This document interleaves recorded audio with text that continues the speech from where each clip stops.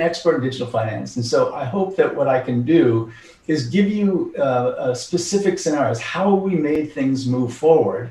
And then all of you can come up with the right strategy for the issues that you're facing.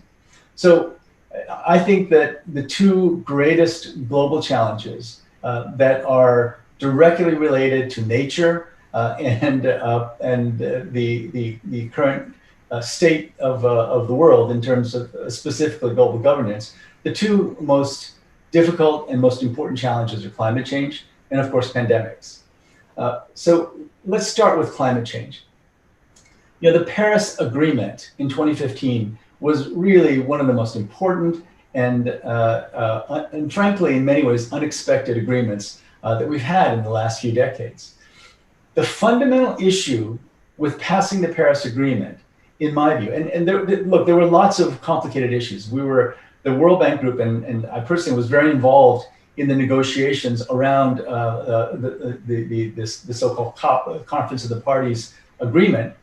But one of the biggest issues was, why should the developing countries accept and endorse this plan when they had so little to do with putting the carbon in the air, but then may have to live with intermittent energy? If the African countries, for example, could only use solar and wind, then they would probably have only intermittent energy, and that would be very difficult to attract industry if that were the case. So what happened was that at the COP meeting in Copenhagen, and that was a meeting that was very painful for many, many people, because it was hoped that an agreement could be reached then, but it didn't, it failed. And so one of the promises that were made, and in fact, one of the architects of that promise was at that time Secretary of State Hillary Clinton. The promise that was made was that $100 billion would move from rich countries to poor countries every year for climate-related issues, for mitigation, which is the reduction of carbon output, and also for adaptation. The poor countries were saying, look, we haven't put much of the carbon in the air, but we're the ones who are the biggest victims of climate change because we don't have climate resilient roads. Our roads wash out every time it rains. Our farming has been affected. We're going back and forth between drought and flooding. We need to feel that this agreement is useful for us. And so what happened was the French, who were hosting the meeting, became extremely, what's the right word? They were extremely active in trying to get this agreement across the line. And so they came to me and said, we need the World Bank Group to make a major pledge of providing some big chunk of that $100 billion if we want this agreement to go forward. And so I was visited by many different members of President Hollande's cabinet, and the conversations came to a head right during our annual meetings in 2015. The meetings that year were held in Lima, Peru. And the Minister of Foreign Affairs, Laurent Fabius, a very famous politician in France, actually came to this meeting, and ministers of foreign affairs never come to World Bank IMF meetings. And they met with us, and we struggled, and finally, we just made a decision. Frankly, I just made the decision that we would pledge almost $30 billion a year by 2020 for climate change. And this is coming from an extremely low base. When I got to the World Bank Group, my predecessor, Bob Zoellick, had begun to really look at climate change, but we weren't investing much in it. And so to go from not very much to 30 billion a year, frankly, the people inside the World Bank Group, my own staff, were extremely worried. They were extremely unhappy that we made the decision. Good news is that we reached 30 billion, but once we pledged the 30 billion, all the other multilateral institutions had to come along. And so the point here is that you've got to pick very carefully your targets when you're trying to make changes on the global level around issues of global governance, regulations. You've got to pick the right targets, you've got to get to the right meetings, and you've got to put pressure in just the right way. This is how we got to the Paris Agreement. If we hadn't had that meeting where we reached almost, I think, 70 billion in that one meeting of pledges for climate change, the developing countries would simply not have been on board for the Paris Agreement. Now, what have we learned since then? We've learned that these global agreements are very fragile. What happens when one powerful country simply drops out? Let me just leave it by saying I'm very optimistic about what will happen in 2021 in terms of getting back on board with these agreements. But I can tell you that just getting to that agreement of December of 2015 was so difficult. Now let's see where we are. But again, I'm hopeful that in January, for reasons that probably everyone online understands, things will improve. One other example, and probably the one example in the last 100 years that's required global governance, global cooperation, and more than at any other time, has been COVID-19. I was originally trained as an infectious disease physician and tackled many different pandemics and epidemics. And my work has been focused on trying to raise aspirations among global elites on what we do for poor countries around the major pandemics. So I worked on tuberculosis, I worked on HIV when I was at the bank, we worked on Ebola. And each time, the argument that we made was, we need to do more. We need to do more for the poor in developing countries who are suffering from these diseases. And so we had some great successes, and yet we knew that something like COVID-19, something like the coronavirus that we're dealing with now, could strike the planet, and the entire global economy could be shut down. In fact, I was part of 3 different processes in which we made exactly that argument. The argument that this kind of crisis could happen has been made over and over and over again, and we have not heeded those warnings. The last time we made that argument was from the World Bank in 2019. There was a document called A World at Risk.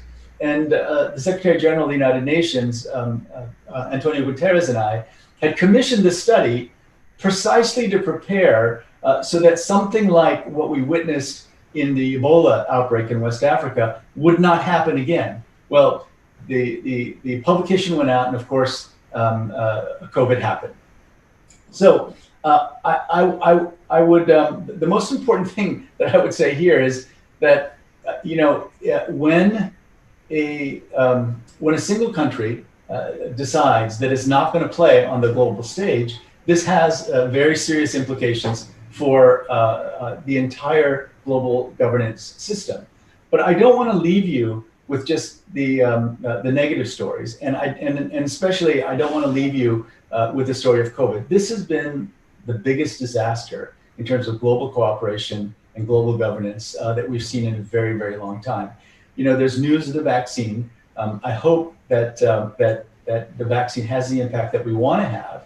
But my friends at the World Health Organization, I was head of the HIV department right after the SARS epidemic was over. So some of my very good friends in the global health world are actually running the WHO response right now. They've done such a wonderful job, and they've predicted just about everything that's happened. And the most recent thing that they've said is that, getting a vaccine is like building your base camp on Mount Kilimanjaro, right? Now you've got to start the walk up, and the walk up is going to be much more difficult than just simply the discovery of the vaccine. And I think that's true. And it will also require much better global governance.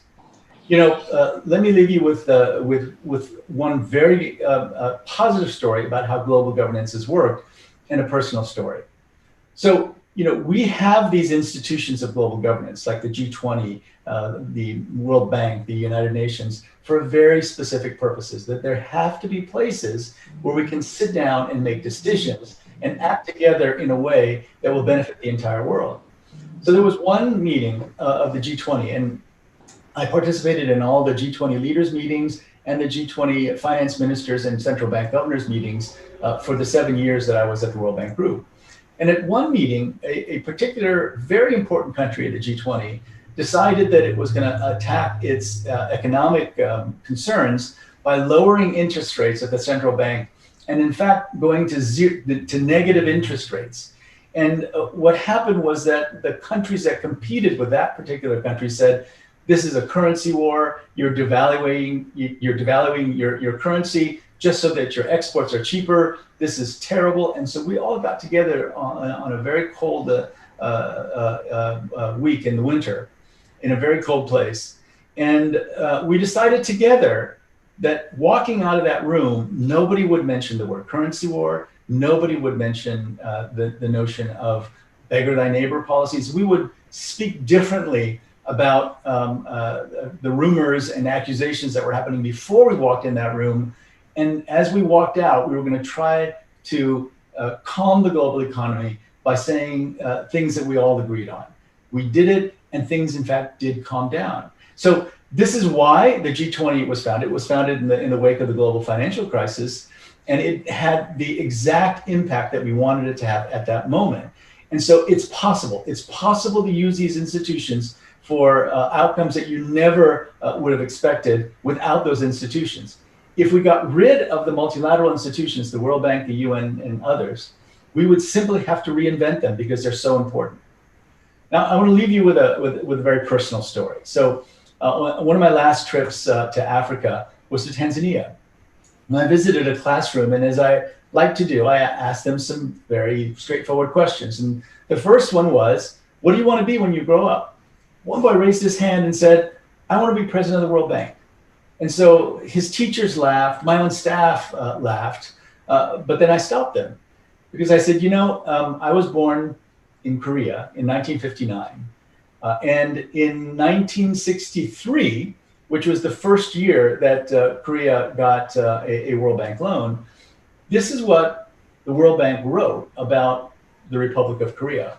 Far removed from the main trade routes of the world with a dense and rapidly growing population, but only meager natural resources, Korea would in any case find it difficult without foreign aid to provide its people with more than the bare necessities of life.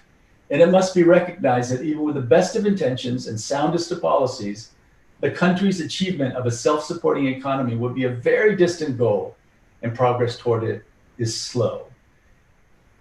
It wasn't until 1963 that the World Bank thought that Korea could even pay back the lowest interest loans.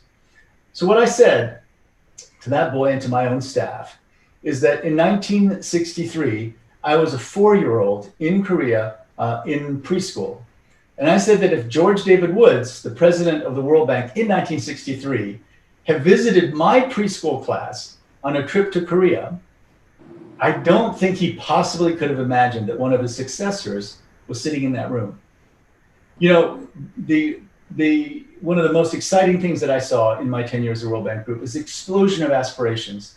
People can see on their smartphones, and just about everyone is going to have access to a smartphone. Most people will have their own smartphones. They can see how everyone else lives. Aspirations are exploding. And I think there is no question that access to financial services, access to platforms like Stellar are going to be a critical part of opening up the world so that everyone can become whatever their imagination, wherever their imagination leads them. Becoming president of the World Bank is hard if you're not an American, but I wanted those children to know that the world is changing and that they need to change it themselves. Finally, how do you do this? So I would just leave you with this story that I heard on one of my first days in Washington, D.C. They said Franklin Delano Roosevelt was meeting with the head of a labor union. The labor union told him all these things that he wanted President Roosevelt to do. And President Roosevelt said, those are all good ideas. So now go out there and make me do it. And so this is what I would say. These multilateral institutions, political leaders, will not do the things that you need them to do around governance in your world, in the blockchain world, unless you go out and make them do it. And I've had so many people come to me and make me do things that I never would have thought I would have done if they hadn't come to me. So go out and do it. And I think together we can move toward this goal of ending extreme poverty by 2030. Thanks very much. Thank you so much, Dr. Kim. That was a fascinating talk. A lot to unpack there. We have a few minutes left for questions if you're up to take a few from the audience. Sure. We have a little bit of time here. So I think building off, kind of your closing note there, what you were just saying, going out there, talking to people, obviously there's a lot of different perspectives when we're talking to global policymakers, a lot of different interests.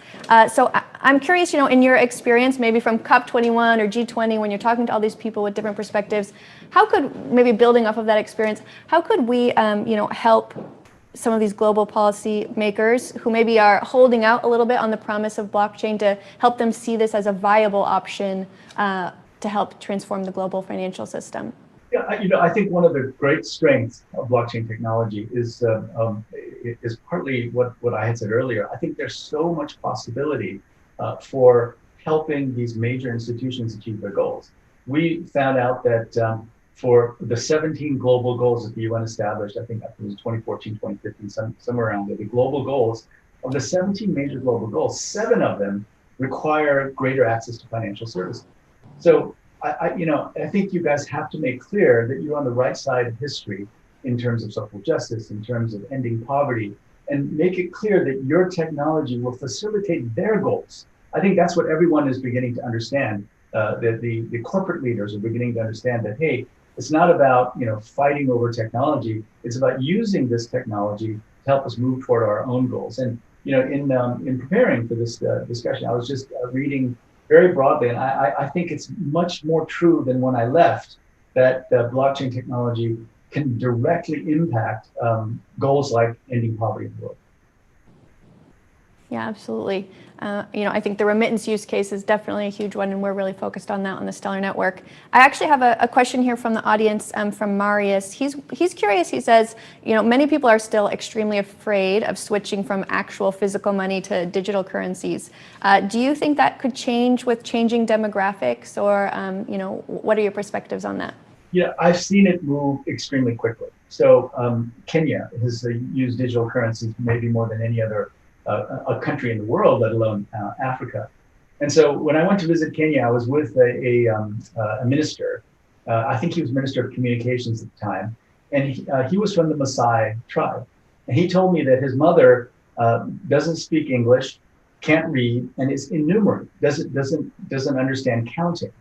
He said, but he sends her money all the time through their digital payment system. And he says, it's very simple. My mother goes to the local store, and she goes to the person who speaks Maasai and says, my son told me that if I push this button 4 times, that you can access my account, right? And so she pushes the button 4 times, and he sends her money.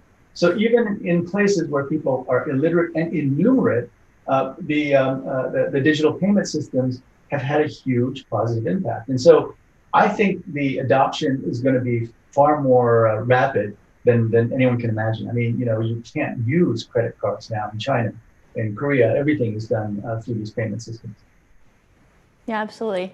It's definitely powerful when you hear use cases like that.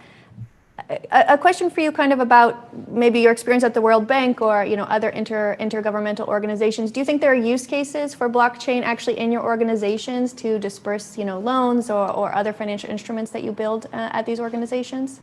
Absolutely. I again, in preparing for the talk, I talked to some of my former colleagues, and they said that the number of proof of concept cases now is just exploding. Education, healthcare. Even now, I think what they're working on is probably one of the greatest challenges is transferring money between multilateral institutions. And so they're very close to having solved that problem. And boy, when they solve the problem of money moving back and forth between multilateral institutions, you'll know that we're really moving forward quickly.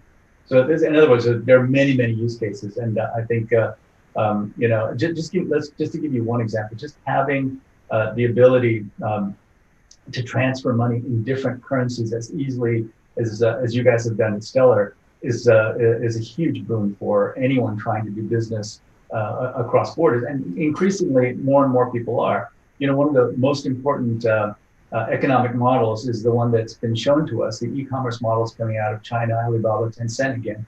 And one of the big issues is convertibility of currency. And clearly, you guys have solved that problem in a pretty dramatic way. Absolutely. Thank you. We are unfortunately at time. I'm sure we could have asked you so many more questions, but we really appreciate you taking the time to be here with us today. It was so insightful. Thank you so much. And I will turn it back over to Justin to take us forward for the rest of the day. Thanks, Lauren, and thanks, Dr. Kim. We are so honored to have such an inspiring leader with us at Meridian. Someone who's truly had a fascinating career fighting to better the lives of the world's poorest. Truly inspiring.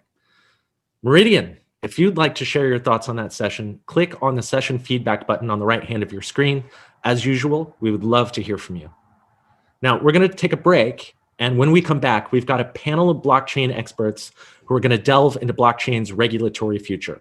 Is it a destination unknown, or will we get greater clarity from the world's policymakers in the coming year? I'm excited to hear their predictions after the break. I'll see you back here in a few.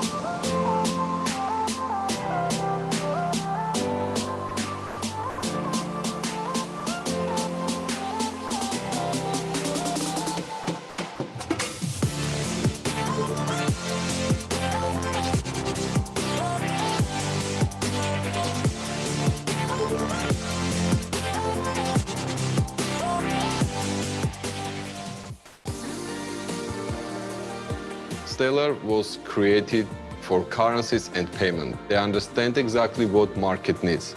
Carrier Integrated Systems is a fintech company that uses blockchain technology to enable cross-border payments. Tempo is a Stellar anchor, and that means they issue a token that represents euro currency. Carrier, we issue a token that represents the Nigerian currency. And in our partnership with Tempo, we transact over the Stellar network where we trade these tokens. Transaction time, which means speed, it takes less than 10 seconds, and we increased our business 5 times during 1 year. We've seen 5 times growth in daily payments over the last year. Today, we send 500,000 euro per week from Nigeria to Europe.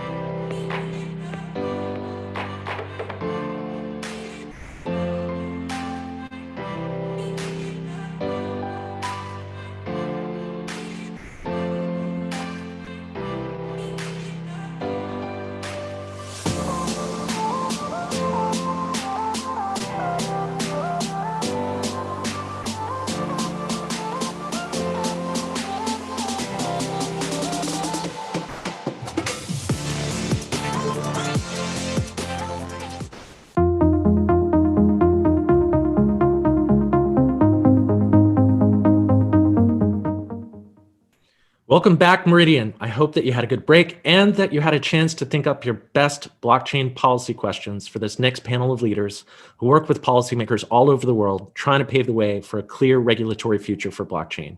We've got Sheila Warren from the World Economic Forum's Center for the Fourth Industrial Revolution, Kristen Smith, the Executive Director of the Blockchain Association, and Julie Stitzel, Vice President, Center for Capital Markets Competitiveness at the U.S. Chamber of Commerce.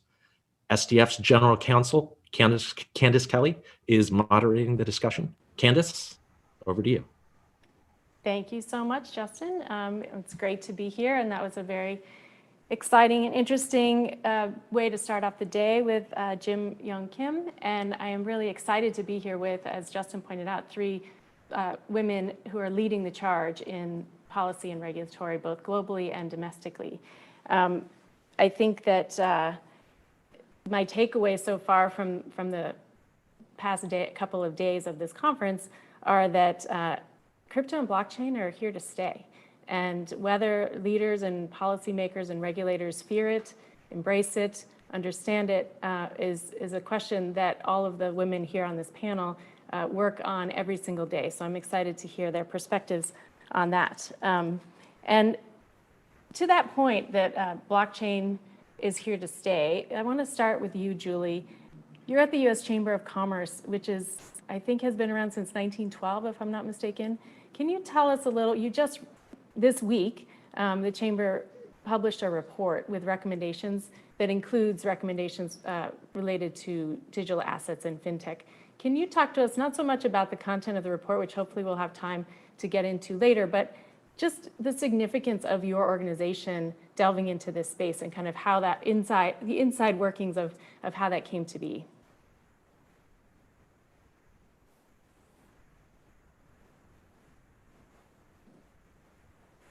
Julie, I think, is Julie on mute maybe?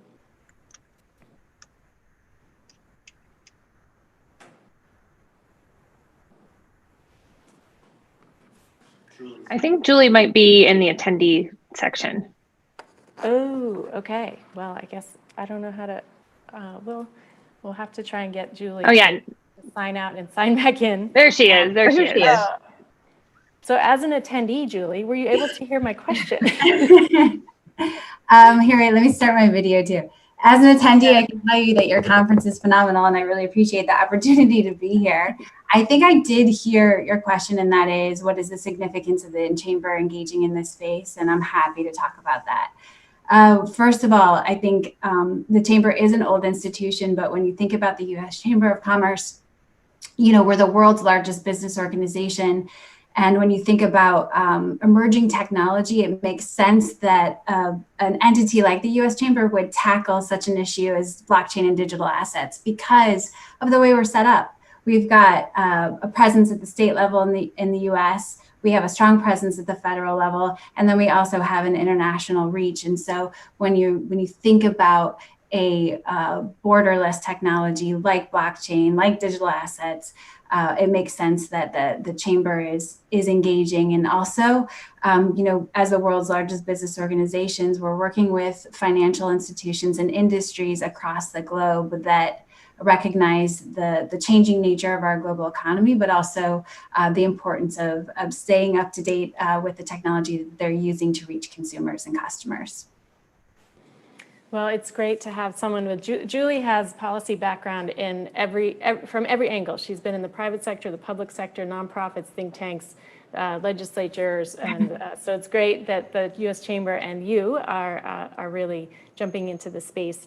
And I think that as policymakers and influencers, we often look towards what's the next existential threat that we need to derail, or what's the myth that we need to dispel. I want to start with each of you just looking a little backwards and trying to think of what is the most positive development that you have seen in this space in the past year. So let's start with Kristen.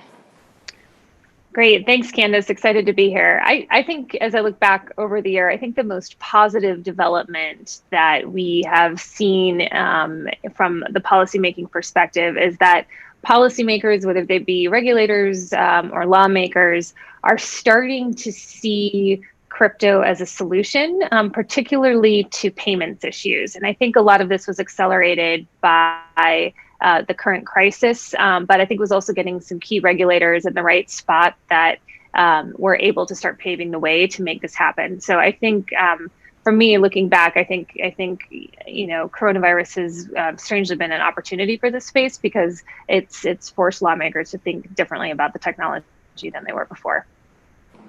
Yeah, I think you're right, and I think we all need to look for those reasons why the coronavirus brings some new perspectives and positive things that we can draw from because it's obviously taking its toll. But all challenges bring us some good. So Sheila, what from your perspective from the World Economic Forum, looking at a more international reach, I think than Kristen does, although blockchain is global, so we're all working globally. Yes. But Sheila, so true. What's your positive development?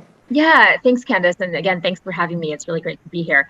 I actually think a lot of what's coming out of China is really exciting, but also positive. I know there's some controversy around some of the things that we're hearing, but I actually think that the NDRC, which is the National Development and Reform Commission, earlier this year announced that blockchain is going to be an integral part of the country's technology infrastructure, a critical part of the stack. And I think that when you just think about sheer scale and adoption, that is one of the biggest developments I think happened in the entire world. What exactly that's going to mean is still remains to be seen a bit, but this is a very high-level government agency that draws up policies and strategies that really help shape the entire Chinese economy. And I think that given that, and then the DCEP, the experiments that we see in China rolling out digital yuan, I think that those two things in combination really portend we're just moments away from a really massive change in how blockchain is being used in production and really construction. Great, and I want to get back to you on talk about China, but I want to give Julie a chance to address what she thinks is the most positive change in the past year. So yeah, I think it was somewhat unexpected, and this is piggybacking off of Kristen's point, in that we really moved to more of a cashless society, and because of the pandemic. And one of the things that struck me when we were talking about in the U.S. getting stimulus checks to all Americans when we were trying to weather this economic storm is that, digital currency wasn't a viable option or a considered option in that. And it just signals, a slight shift, but important shift, I think, in the thinking domestically in the US. And then to further iterate Kristen's point, having a regulator in place that is intimately familiar with the private sector's operations of blockchain and digital assets and crypto, I think has been helpful to move the conversation at a pace we feel is necessary to stay competitive with folks outside of the US. Yeah, I think all of us in this space, as the stimulus check issues were discussed and in the news, thought, oh my gosh, if only this was really, the infrastructure was in place, this would be so easy. So hopefully it has spurred a conversation. And if you listen to the experts, this isn't our last pandemic. So hopefully this will help us all be better prepared for the hopefully not, but if there is a next one. So Sheila, I wanted to get back to you and ask you about, it sounds like from your first answer and your focus on China, I may know the answer to this, but from a global perspective, is there a country that's really getting it right and a country that others should be looking to as they are designing their regulations and policy around this space?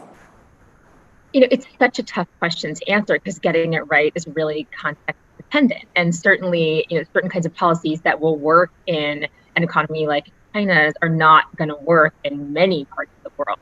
So if you're looking at this, really neutrally from a sheer numbers perspective, well, then obviously talking about the population of China and businesses that, all of us engage with much, there isn't another more impactful place, in the world.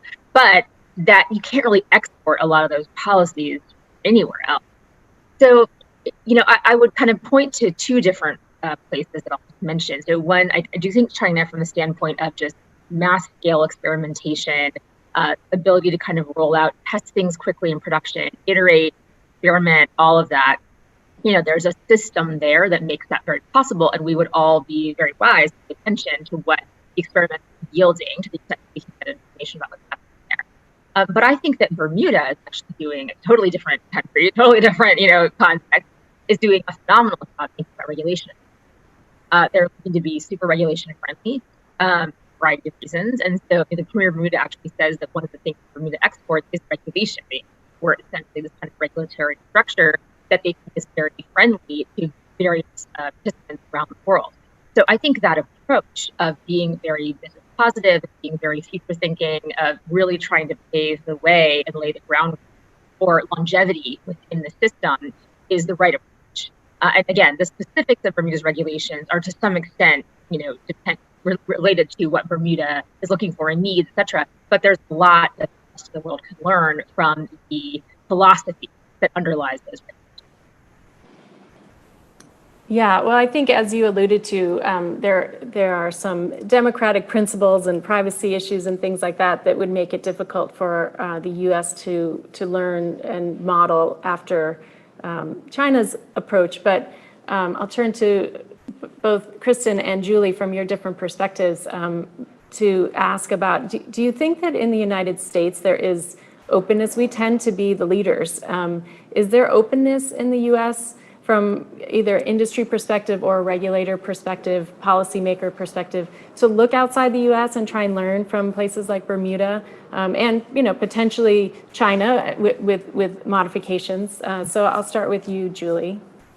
Absolutely. And I think that looking outside of the US positions the conversation for a healthy level of competition, because there are certain criteria, particularly for China, when you think about, that the population of China, I think, is 1.4 billion and change. And then you've got, I think I read 36 million Chinese living outside of China. So that's roughly 20% of the world's population. So if China launches a digital currency, or when they do, you've got probably an immediate uptick of 20% of the population using that. Not to mention that China's also, is the world's largest exporter. So they have lanes into other countries. And so I know when we're talking about the US's position with respect to digital assets broadly, we recognize sort of lessons learned, and also the pace at which conversations are happening outside of the US as a way to catalyze the conversation domestically.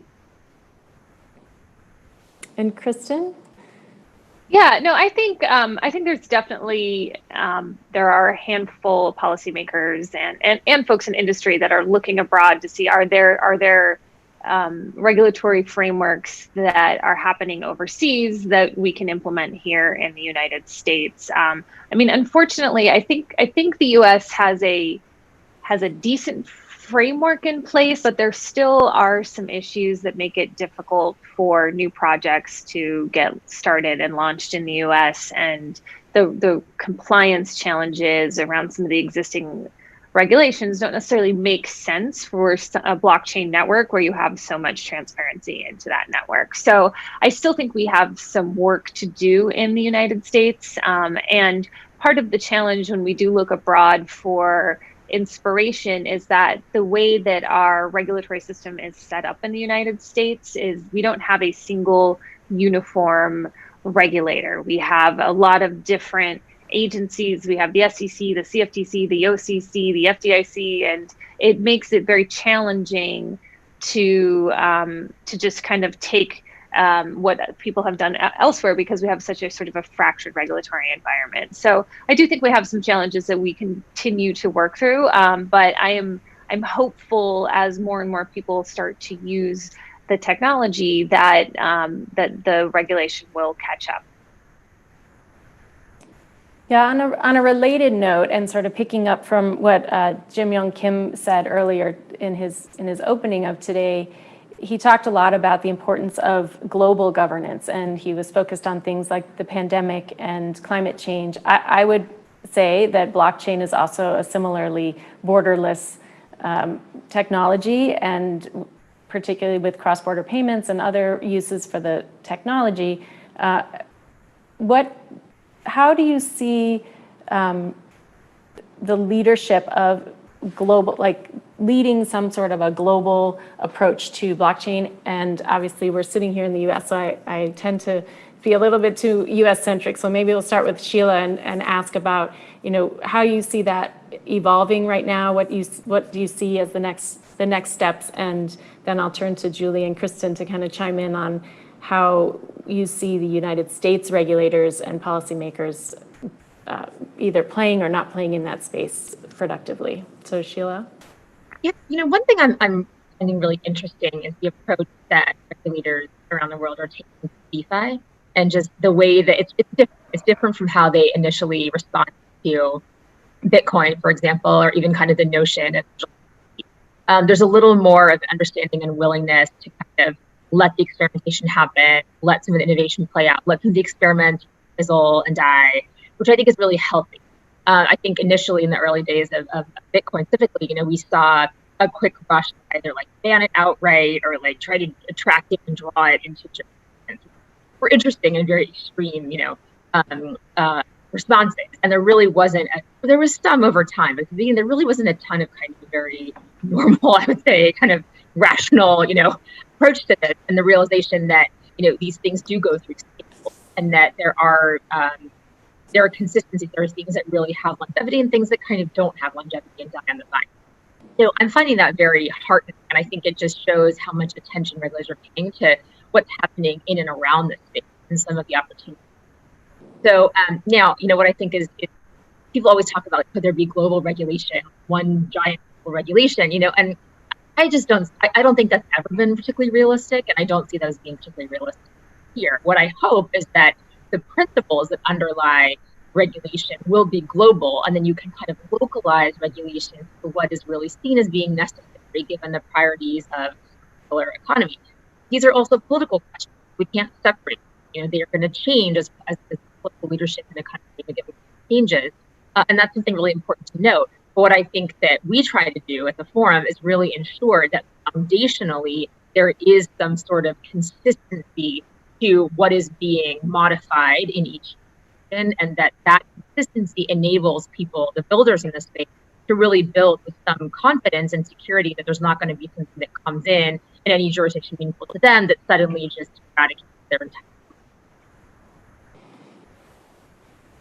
Yeah, let's turn, Julie, what are your thoughts on what Sheila was just saying about sort of having a framework rather than a global governance standard? But do you think that from your constituents and your experience that that's something that is possible, is a good idea, a bad idea?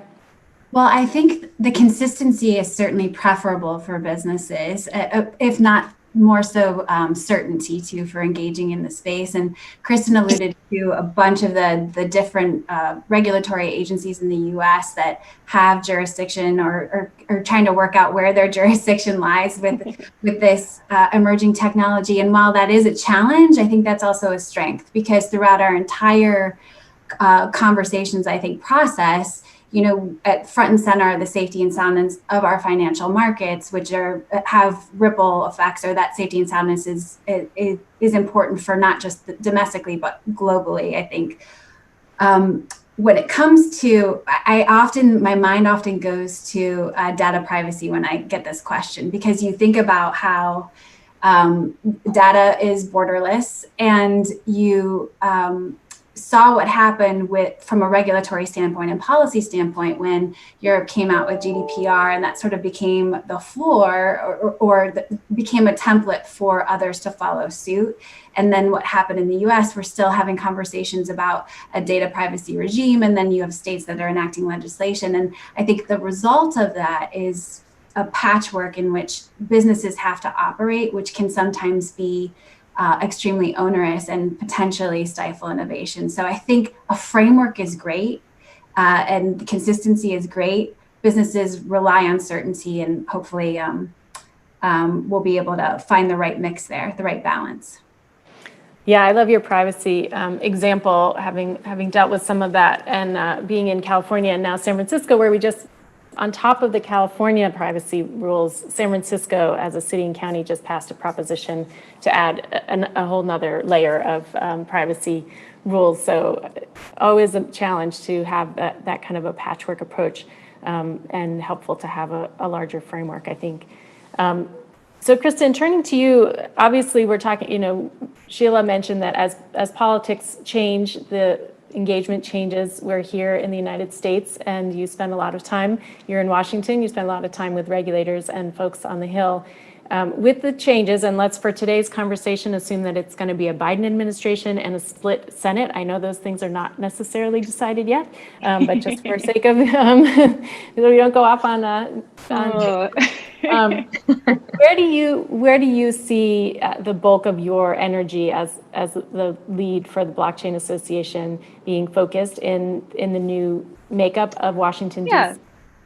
No, I actually think if it is the case where we have a Biden administration and a Republican-controlled Senate, that's actually a pretty good place for the crypto ecosystem, because I think that combination will lead to hopefully some sort of common sense, sort of middle of the road, sort of reasonable guidance that's here to stay, right? Because what happens when you have, either something too far to the left or something too far to the right, it inevitably sort of gets undone. So any policies we want to be done by, that are sort of middle of the road, mainstream, agreed upon policies. But I think what's interesting about crypto policy is that because it still is, sort of a niche issue, we don't have kind of an overarching framework coming from the top. And so what happens is the individual regulators that are sitting at the heads of these key agencies, whether it be the Securities and Exchange Commission or the CFTC or the Office of the Comptroller of the Currency, they end up playing a really critical role because it's often the individual personalities and preferences that drive where those policies go. And we've seen that, here in the US, the SEC has not been particularly sort of active and favorable towards the crypto ecosystem. And that was largely driven by Chairman Jay Clayton, who, didn't really care for the space. Contrast that with the Office of the Comptroller of the Currency. We have Brian Brooks there. He came from Coinbase, he knows crypto, and he's been able to take some action. So I think what's going to be interesting as we look to the weeks and months ahead is figuring out who does Biden nominate to be in these specific positions, and do they already have an understanding of crypto networks and how they work and their potential? Because the biggest barrier that we face when we're trying to when we're advocating for change is that it takes so long to educate people about how this works. Once we get there, they see the benefits and they can see the vision, but it takes a lot of conversations to get there. So I think we'll be ahead of the game if we have somebody who's there who understands the space.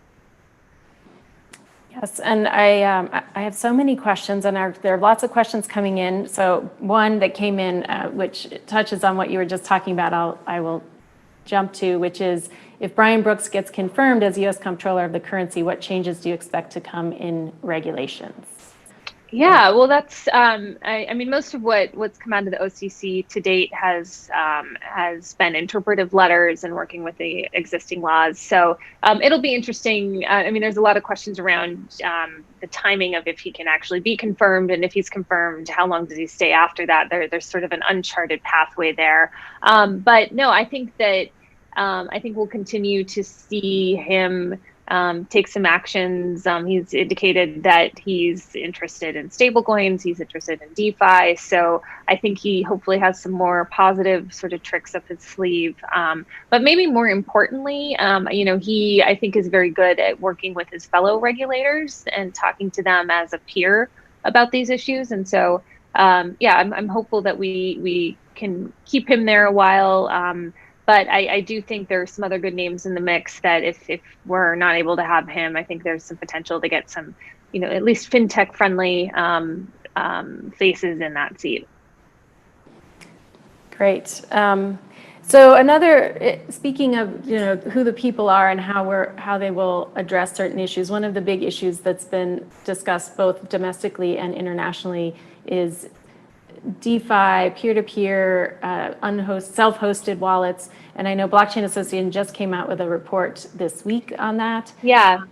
So I'd love to have you talk a little bit about that, and then switch over to Julie and Sheila just on the broader topic of what are the impediments, like how do we get regulators past this fear that anything decentralized or not centralized and peer-to-peer creates an incredible risk for anti-money laundering, terrorist financing, you name it. So I'll start with you, Kristen. Yeah, no, I mean, we, and I encourage anyone to check out our website, theblockchainassociation.org. We have a report on our policy issues page there on self-hosted wallets and the future of free societies. It's a guide for policymakers. We think it's really important to have a conversation about why self-hosted wallets are critical to cryptocurrency networks, and having a digital peer-to-peer way to transact with one another is really important for a lot of different reasons, including financial inclusion and financial and privacy, but many others. And I think it was actually interesting. Someone reached out to me today on LinkedIn and said, hey, if cash were invented today, it would be illegal. What we're trying to do with these technologies is preserve the ability for people to have a cash-like option in the years and decades and centuries ahead of us, right? We need to have a better way to transact in this new world. So I highly encourage anyone who wants to get the 101 to read that. We are working with lawmakers. I do wake up in the middle of the night sometimes. I think if we do have one threat, it is sort of a misunderstanding about the role of self-hosted wallets, with certain policymakers. And so, I think I'm hopeful that we can overcome that. But it's definitely something that we're thinking about and watching and tracking, and want to make sure that we allow the very purpose of this technology to be peer-to-peer to still continue to be a part of these systems.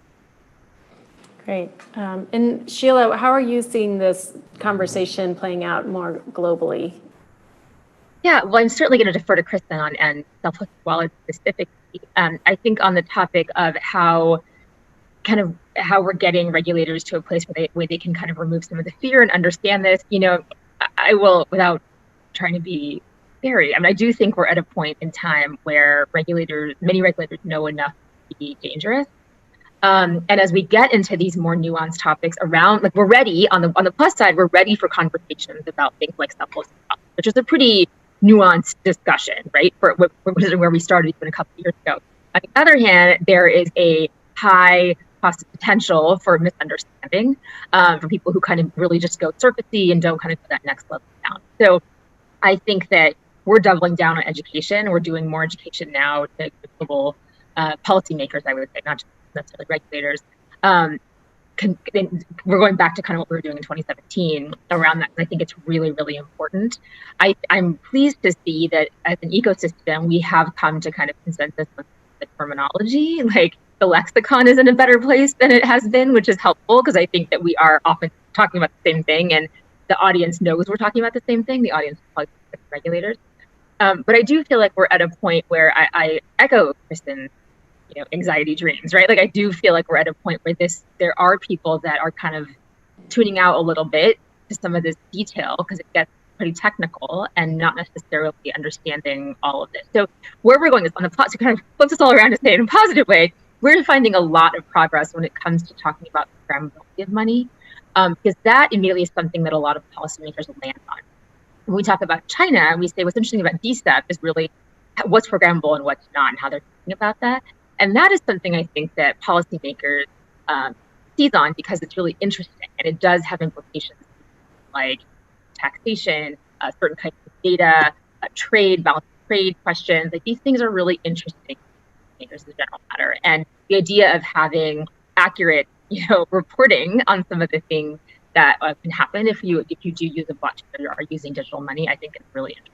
So we try to kind of land it with some of the use cases and potential, and then back out into some of the technical components that we think are important to understand. But starting with like, what's in it for you? What's in it for your economy? What's in it for your country? What's in it for your political party? Is often the place that we look at. Education. And I noticed yesterday, I was listening to, it was Ratna Sahay from IMF who focused a lot on educating people as well, users, which we spend so much time thinking about educating regulators so they understand, but I think having a more educated population is going to move this discussion forward as well. So one last question I'm going to ask Julie, if you had one policy initiative that you could focus on in the next year, what would it be and why? So it's more broader. It is on education. I feel like that gap is so significant, and it's really the biggest challenge for us in the U.S. is mitigating the education gap for policymakers, but also for consumers. And I think on a high note, we've got 60 million Americans who are engaging in the crypto space right now, and I think it's only going to increase in number.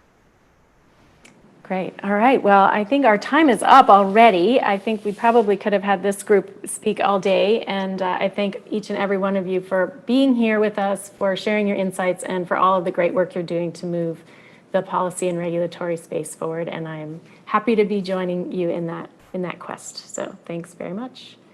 And Thank you, Candace. And I'm going to turn it over to my colleague, Lisa.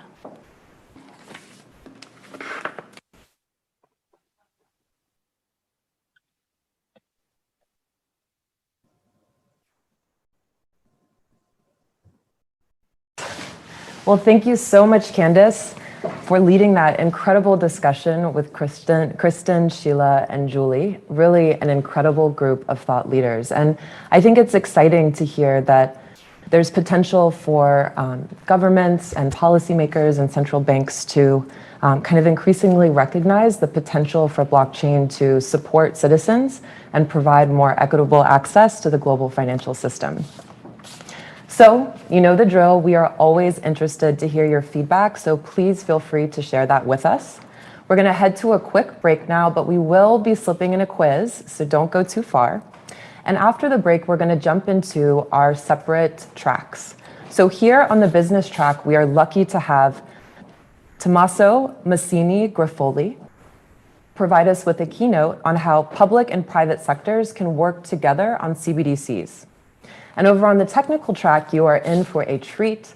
David Mazieres, who is the author of the Stellar Consensus Protocol and also the chief scientist at the Stellar Development Foundation, will be talking about how you can master low-level Stellar transactions. So we'll be back shortly with a quiz. Don't go too far.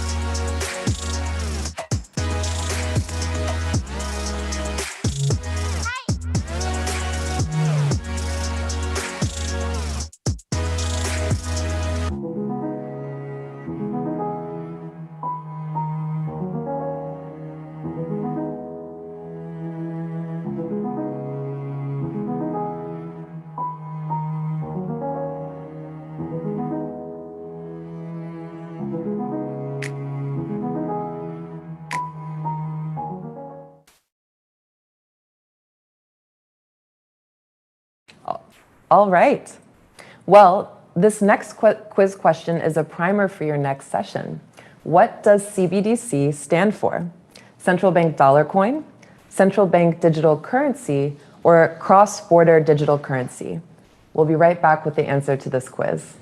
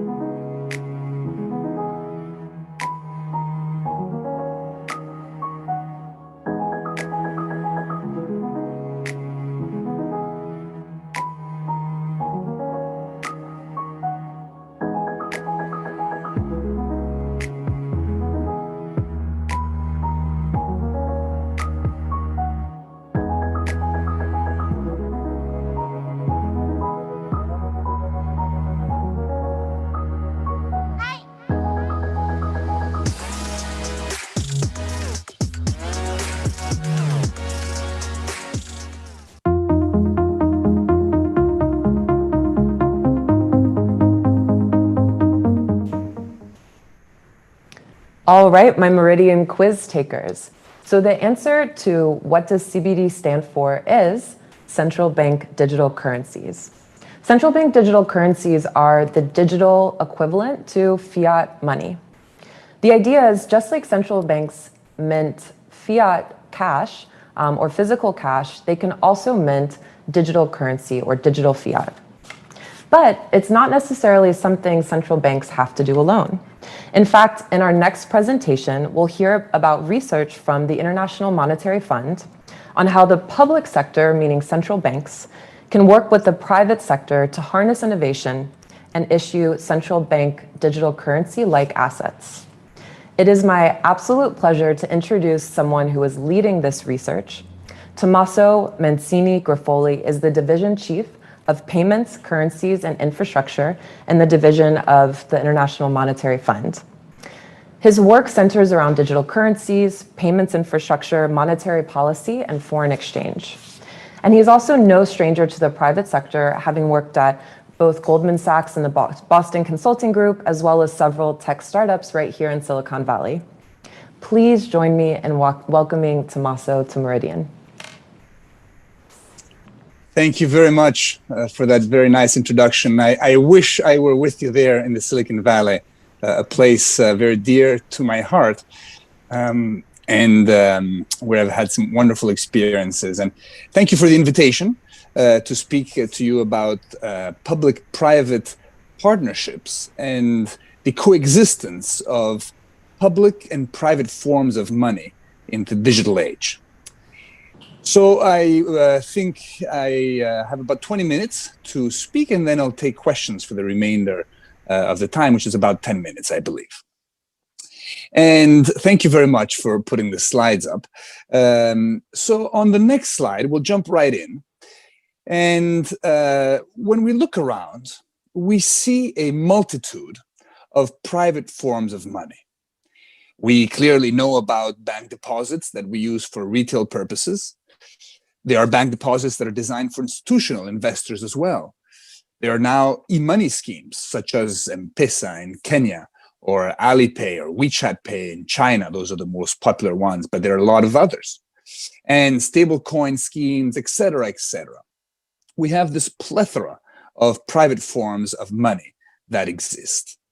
We also have public forms of money, the notes and coins issued by the central bank that we carry in our wallets, and importantly, central bank reserves that are issued to a subset of the banks in the financial sector. Now, next, the question is why? Why is it that we have this multitude of different forms of private monies? Why is it that we have the coexistence of private and public forms of money? We know it's there, but when we scratch our heads, why is it? And I think what I'd like to do is just go through a little historical example to discuss that. And public forms of money in history have been quickly surpassed. So I start here with the gold coin issued by the city of Florence, where I'm from. This is a very patriotic slide. So the gold coin is issued. This is a symbol for a public form of money. And then things happen. On the technology front, we see a large range of innovations. Double entry bookkeeping, that's an innovation. We see letters of credit emerging and all sorts of other innovations.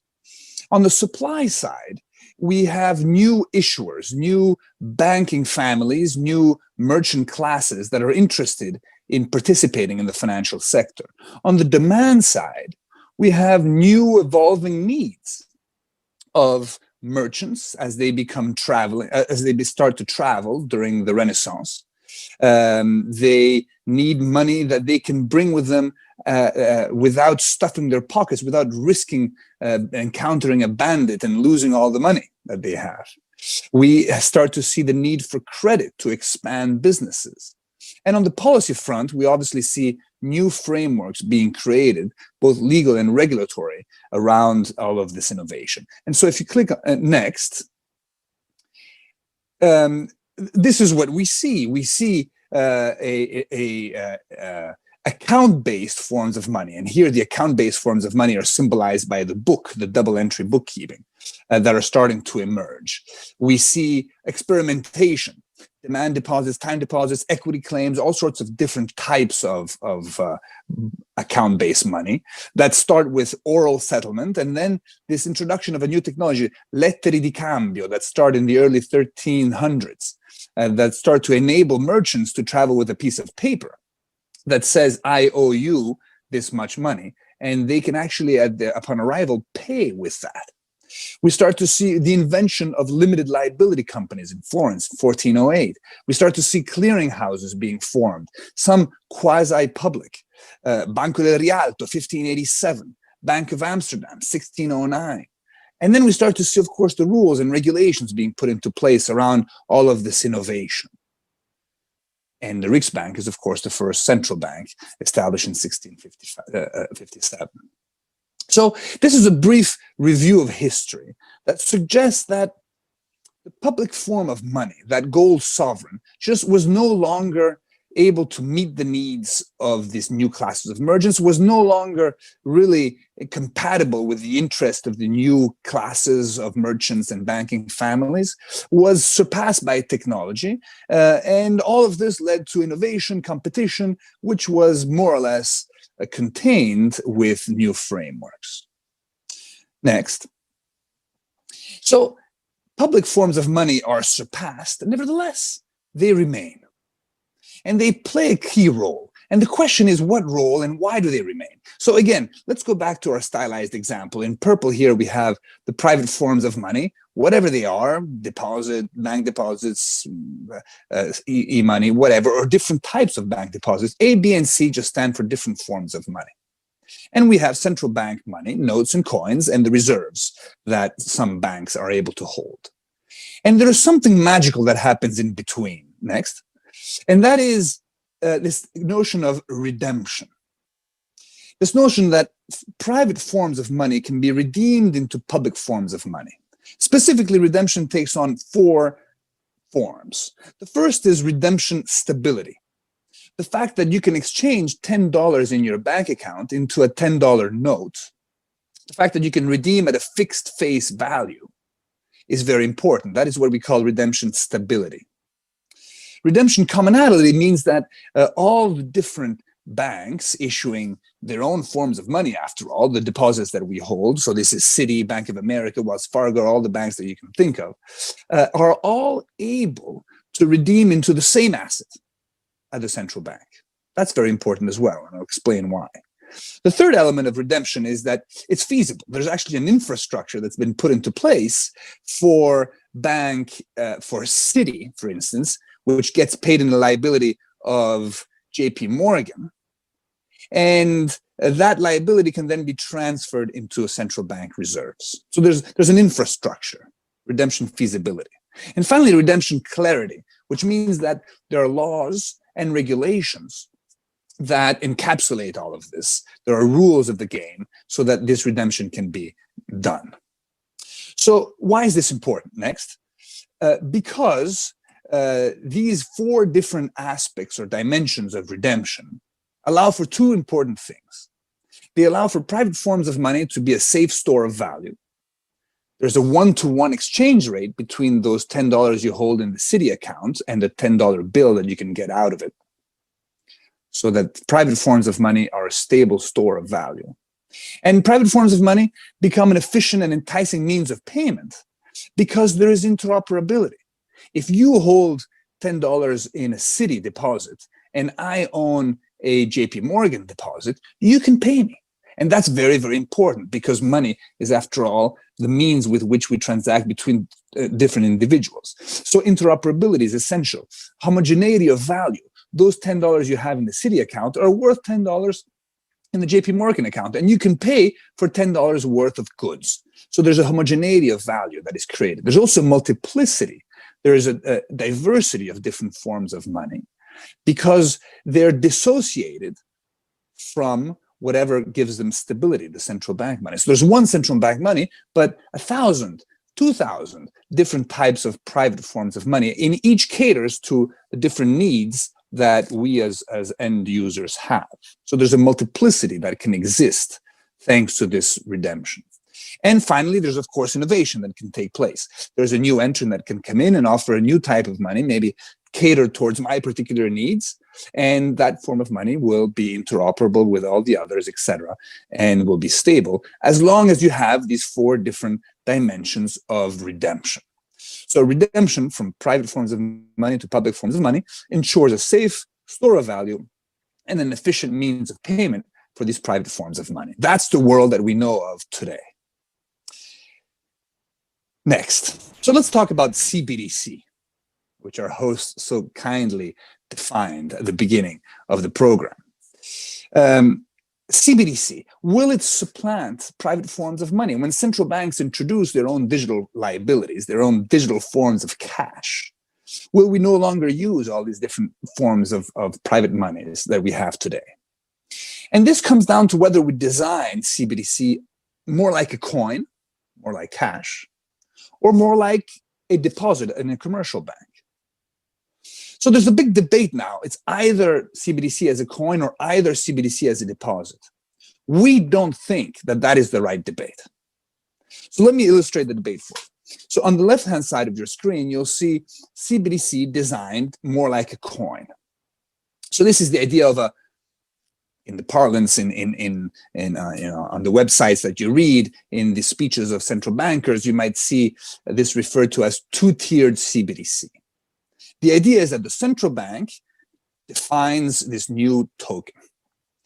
It defines and issues this CBDC. And the private sector distributes it. So you go to your bank and get cash today, much in the same way you would go to perhaps also your bank and say, can you load my wallet with this central bank coin that the central bank has invented and that the central bank maintains and the central bank settles as I trade it. So that's a central bank coin, a central bank technology distributed by the private sector, much as cash is today.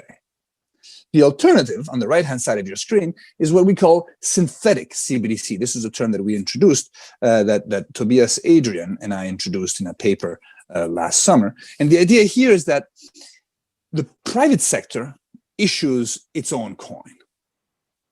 The private sector issues its own coin, but that can be risky. So the coin is fully backed with central bank reserves. Suppose there's an issuer that gives you $10 worth of coins, and the issuer holds $10 worth of central bank reserves, or suppose that that's cash in a vault. And this is done under the supervision of the central bank. So the private sector here is innovating, is creating this form of money, but it's fully backed, so it's safe.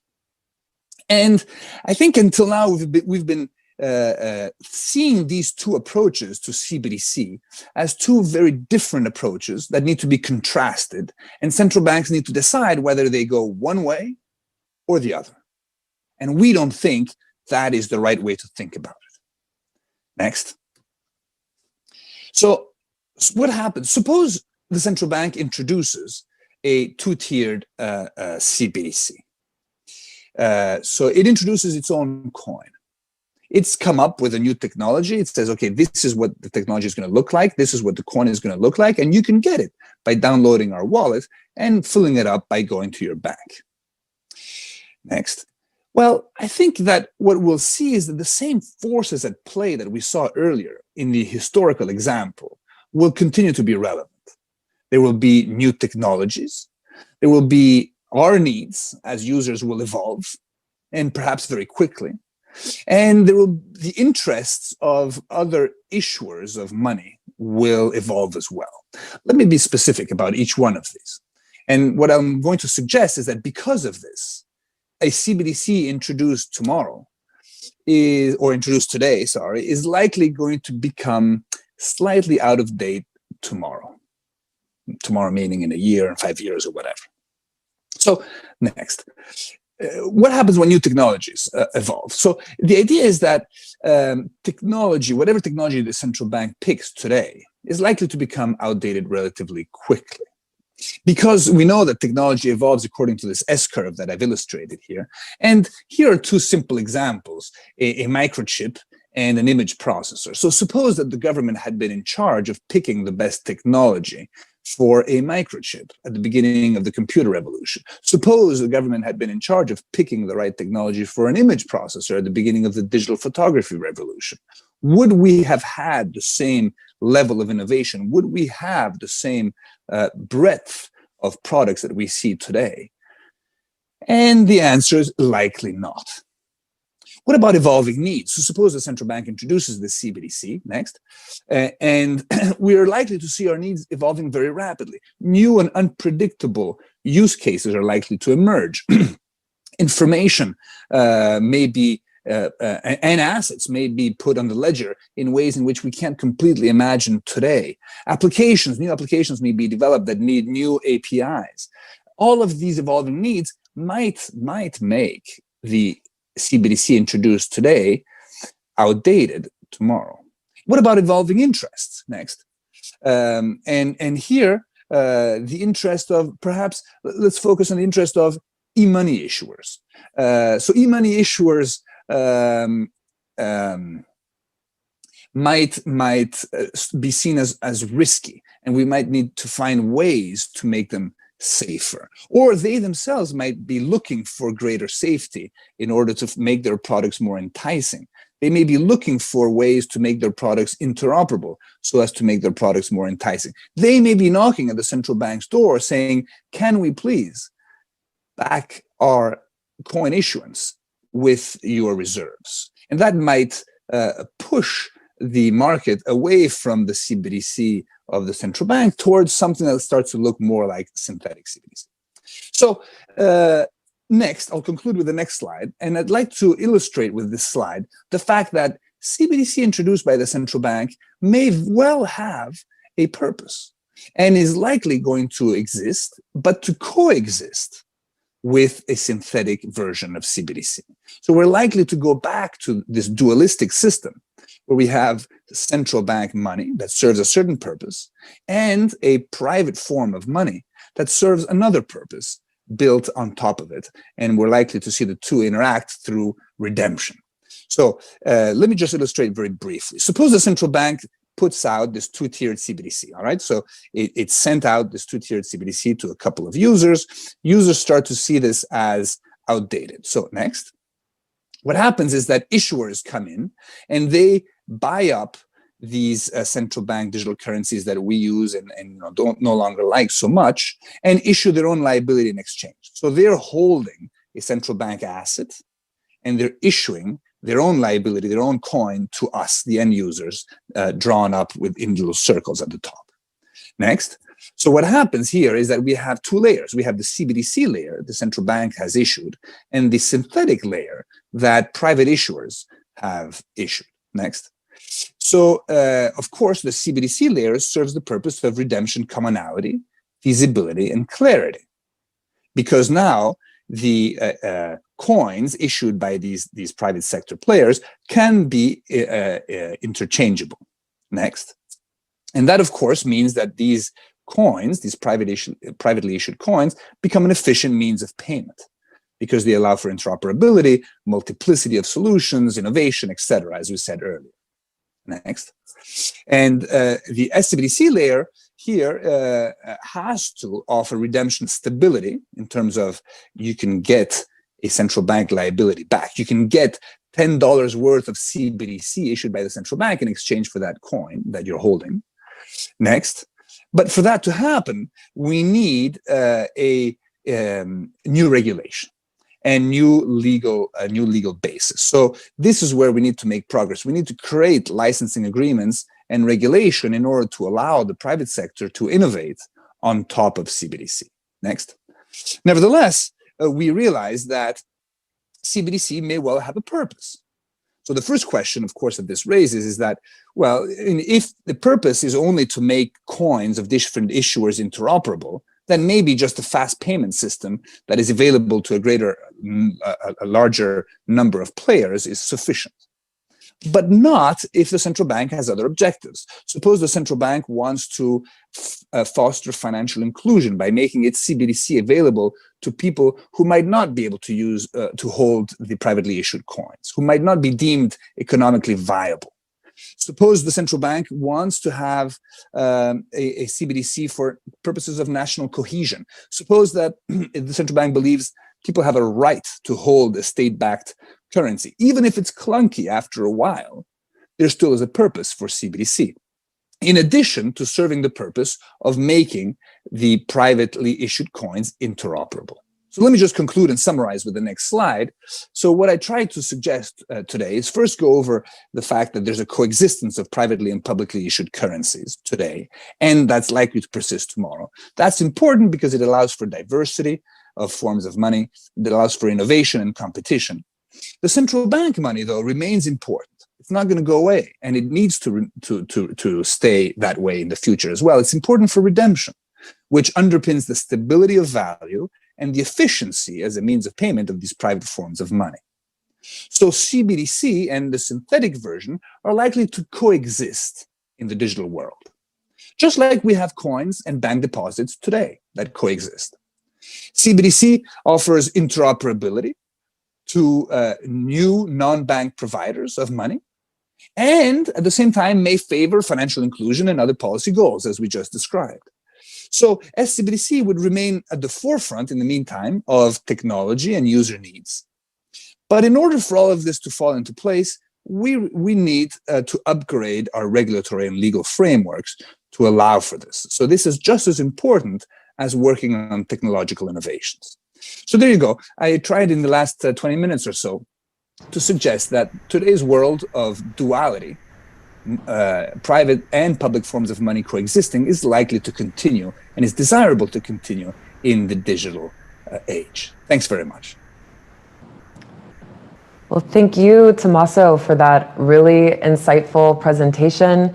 I personally really enjoyed hearing about the evolution and potential around synthetic CBDCs. That's not something I had quite an understanding of. And as well, I thought your points around how government adoption could lead to stagnation and kind of the complexity around that problem to be really interesting. And of course, at Stellar, we tend to be really excited about how technology can facilitate greater financial inclusion. So your comments on that topic were also appreciated.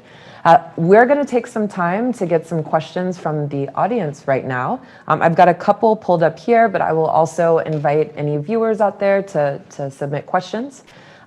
So I think to kick things off, I found this question interesting.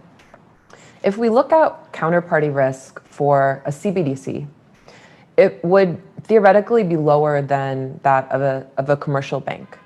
So is it possible that a redemption ratio would be less than 1-to-1, if you're kind of building in some of that reduction in counterparty risk? Okay, so CBDC is likely to have less counterparty risk than a commercial bank deposit. I agree. The commercial bank can default and you can lose your money. Now, that's a problem. And it's not so much a problem because, so speaking of redeeming CBDC is not quite right, because it's hard to speak of redeeming cash.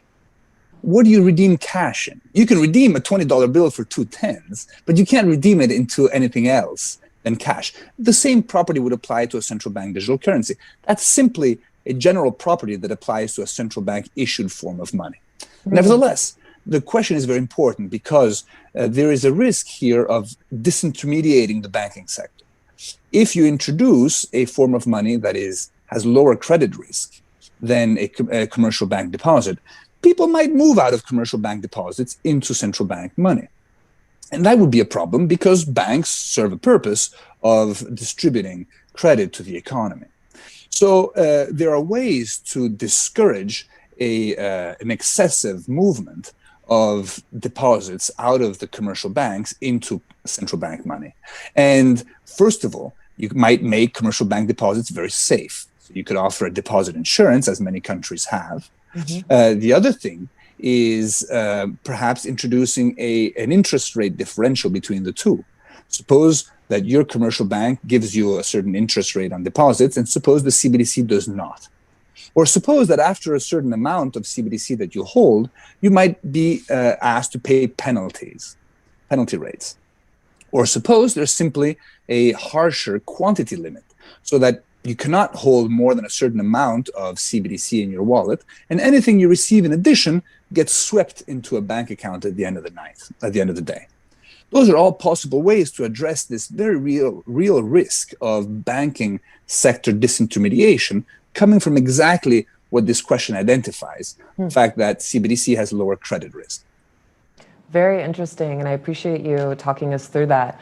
Okay, so another question I have for you is, how realistic or imminent is regulation that could actually support things like synthetic CBDCs? I guess, kind of, what does this path forward look like, and do you have any sense of kind of what the feasibility or time horizon is for that kind of product in particular? Yeah, that's a great question, because it's such a central aspect of what synthetic CBDC is about. It cannot exist without a very, very clear legal and regulatory framework that touches on a variety of things, such as, for instance, whether a synthetic CBDC token would be bankruptcy remote. Suppose that you own a token from a private issuer A, and, well, it's backed with central bank money, and it's backed 1-for-1, and that backing is monitored on a continuous basis, so you're pretty sure that it's safe in normal times. But suppose one day the issuer goes bankrupt. Question is, can you get your money out of the central bank before another creditor does? So these types of arrangements need to be put into place so that synthetic CBDC is very safe. Now, there are countries that have actually starting to introduce legislation to offer these types of services. Special payment licenses, banking light licenses. So there is progress being done in this area.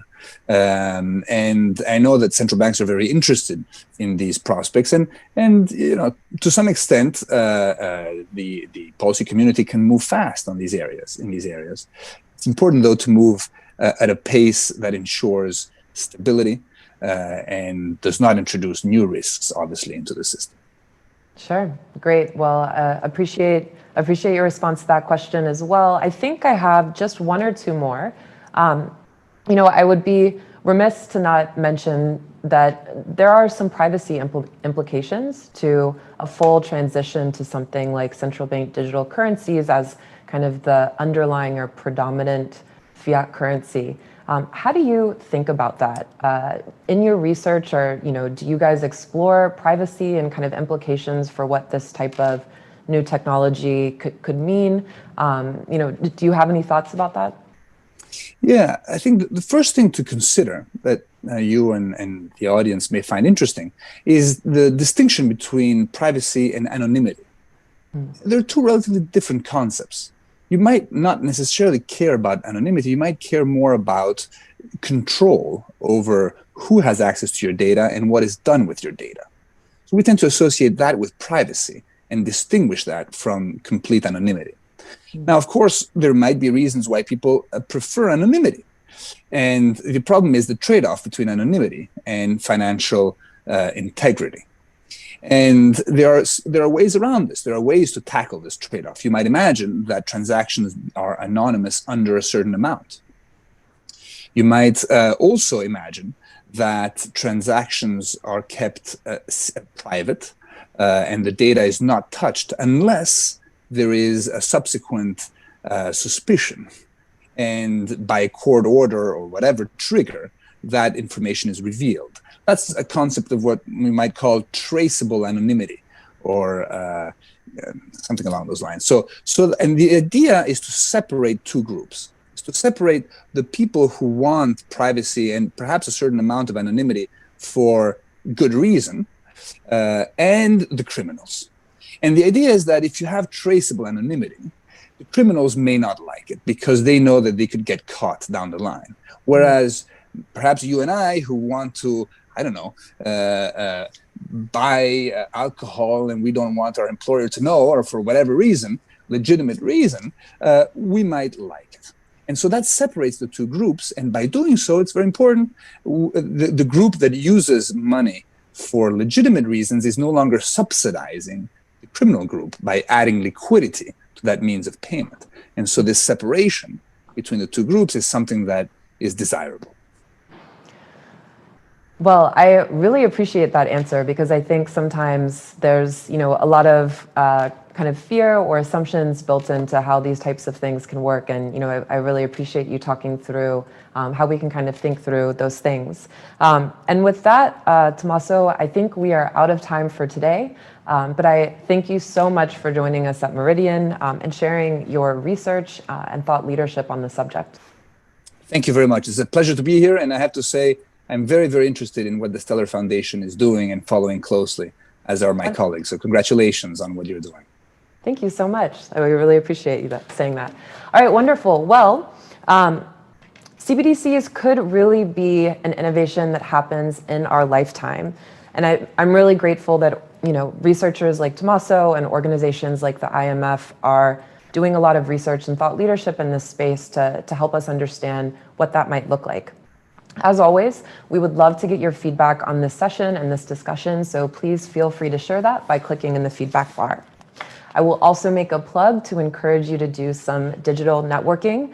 Remember, you can see the list of attendees within your dashboard, and you can reach out to individuals to set up a virtual chat room so you can start getting to know each other and maybe even start doing some business together. So we have a longer break coming up, so feel free to go grab some snacks or a beverage and then meet us back here for a quiz. We've got another quiz coming up, and also our next session, the value of open source. This session will be led by our amazing CEO, Danelle Dixon, and we'll have panelists from the World Bank, the Digital Public Good Alliance, Inter-American Development Bank, and New America. You won't want to miss this, folks. Stay tuned.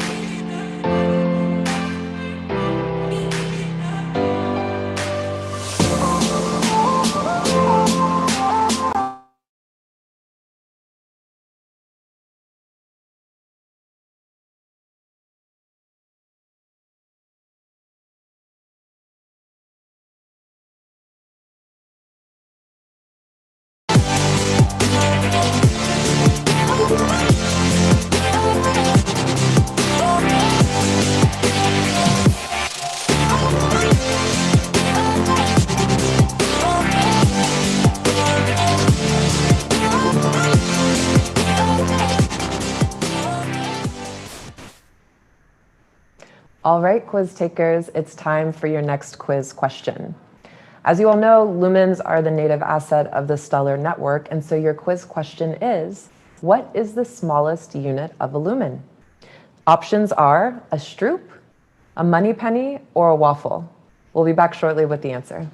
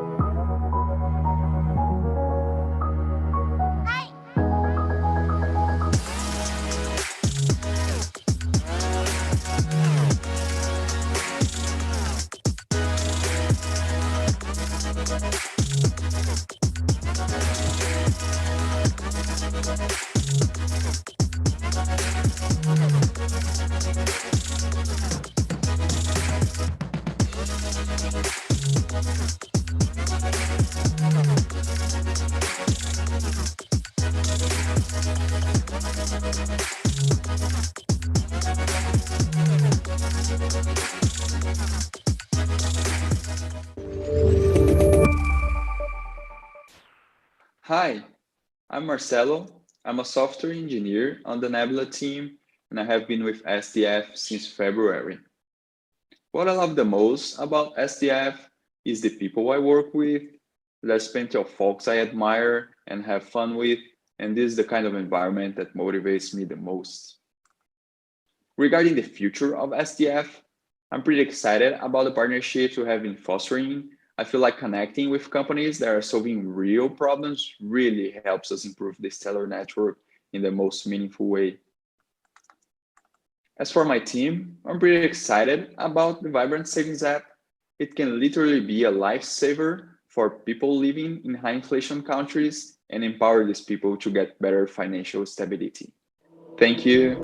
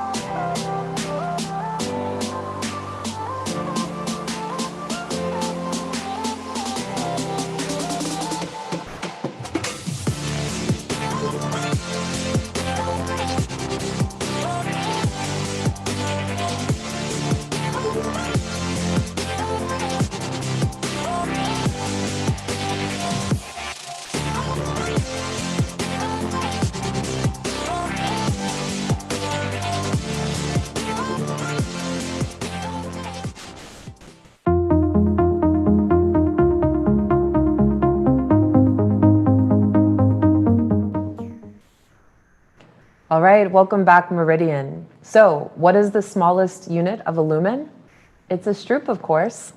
Named after stroop waffles, the delicious Dutch treat, stroop waffles were a part of the balanced diet of our early Stellar dev team, and we actually always still keep them in our San Francisco kitchen. All right, well, the Stellar devs, including Jed McCaleb, also have something else that they hold dear to their heart, and that is a commitment to open source technology. It's part of our core beliefs at SDF that open source is a driver for innovation, especially when we're talking about developing public goods. But we also know that open source technology and platforms can come with their own unique issues and opportunities, especially when it comes to adoption. This next panel is comprised of leaders from global organizations around the world thinking about these types of challenges. They're going to talk to us about the way they leverage open source tech in the delivery of public goods and where greater collaboration is needed to make an impact. Danelle Dixon, our CEO, is going to be leading this panel. And Danelle, I will now hand it over to you. Thank you, Lisa. The waffles in the office. It makes me laugh to think about it since I haven't seen them for so long. So I am so honored to have the panel that I have here and to talk about something that is near and dear to my heart, which is open source. I am a big believer in open source technologies, and there's a lot of myths and challenges out there that people think about open source, but it's actually something that you can build on, you can generate revenue on, you can do you have lots of opportunities with respect to it. And I have a panel of experts here that can really share with us their view on open source from all different sectors in government, public sector, private sector. So let me introduce them. So I have Stella McCon, she's a manager in the Innovation Lab at the World Bank. Thank you, Stella. It's so nice to see you. I also have Irene Arias Hoffman, who is the CEO of IDB Lab of the Inter-American Development Bank. Thank you, Irene, for joining us. Lucy Harris, who we work together at Mozilla. She's now the co-lead of the Digital Public Goods Alliance. Thank you for joining us, Lucy. And Tomika Tillman, who is the founder and executive director of New America. So I'm so honored to have you all here. And thank you for joining us. And I just want to jump right into it. I'm going to start with, let's see, Stella. Why don't you talk about what does a decentralized collaborative technology and community look like to you, and how in your organization are you pursuing this goal? Because I know you guys have spent a lot of time on this. Thank you, Danelle, and so great to see everyone, all our colleagues and partners on this panel. It's our strong belief that we really need to learn how we can design, build, deploy, and operate with open source technologies. There are still a lot of questions around how open source technologies behave, what kind of opportunities they can provide, especially in some of our client countries, which have different levels of digital maturity. So for us at the World Bank Group Technology and Innovation Lab, we've been exploring a lot in the last 3 years with emerging technologies, and we've been looking into all the aspects of the open source technologies. Specifically, we try to look at the decentralized nature of these emerging technologies. It's important for us to see how we can leverage them for transparency and efficiency, but also it's important for us to see how decentralized technologies can help us shape new service delivery models, especially in the public sector, but also in our own operations. We are a global organization with offices all around the world. And specifically now, since COVID kicked in, with all of us working remotely, we're also trying to see how we can leverage these decentralized technologies for, online digital by default operations.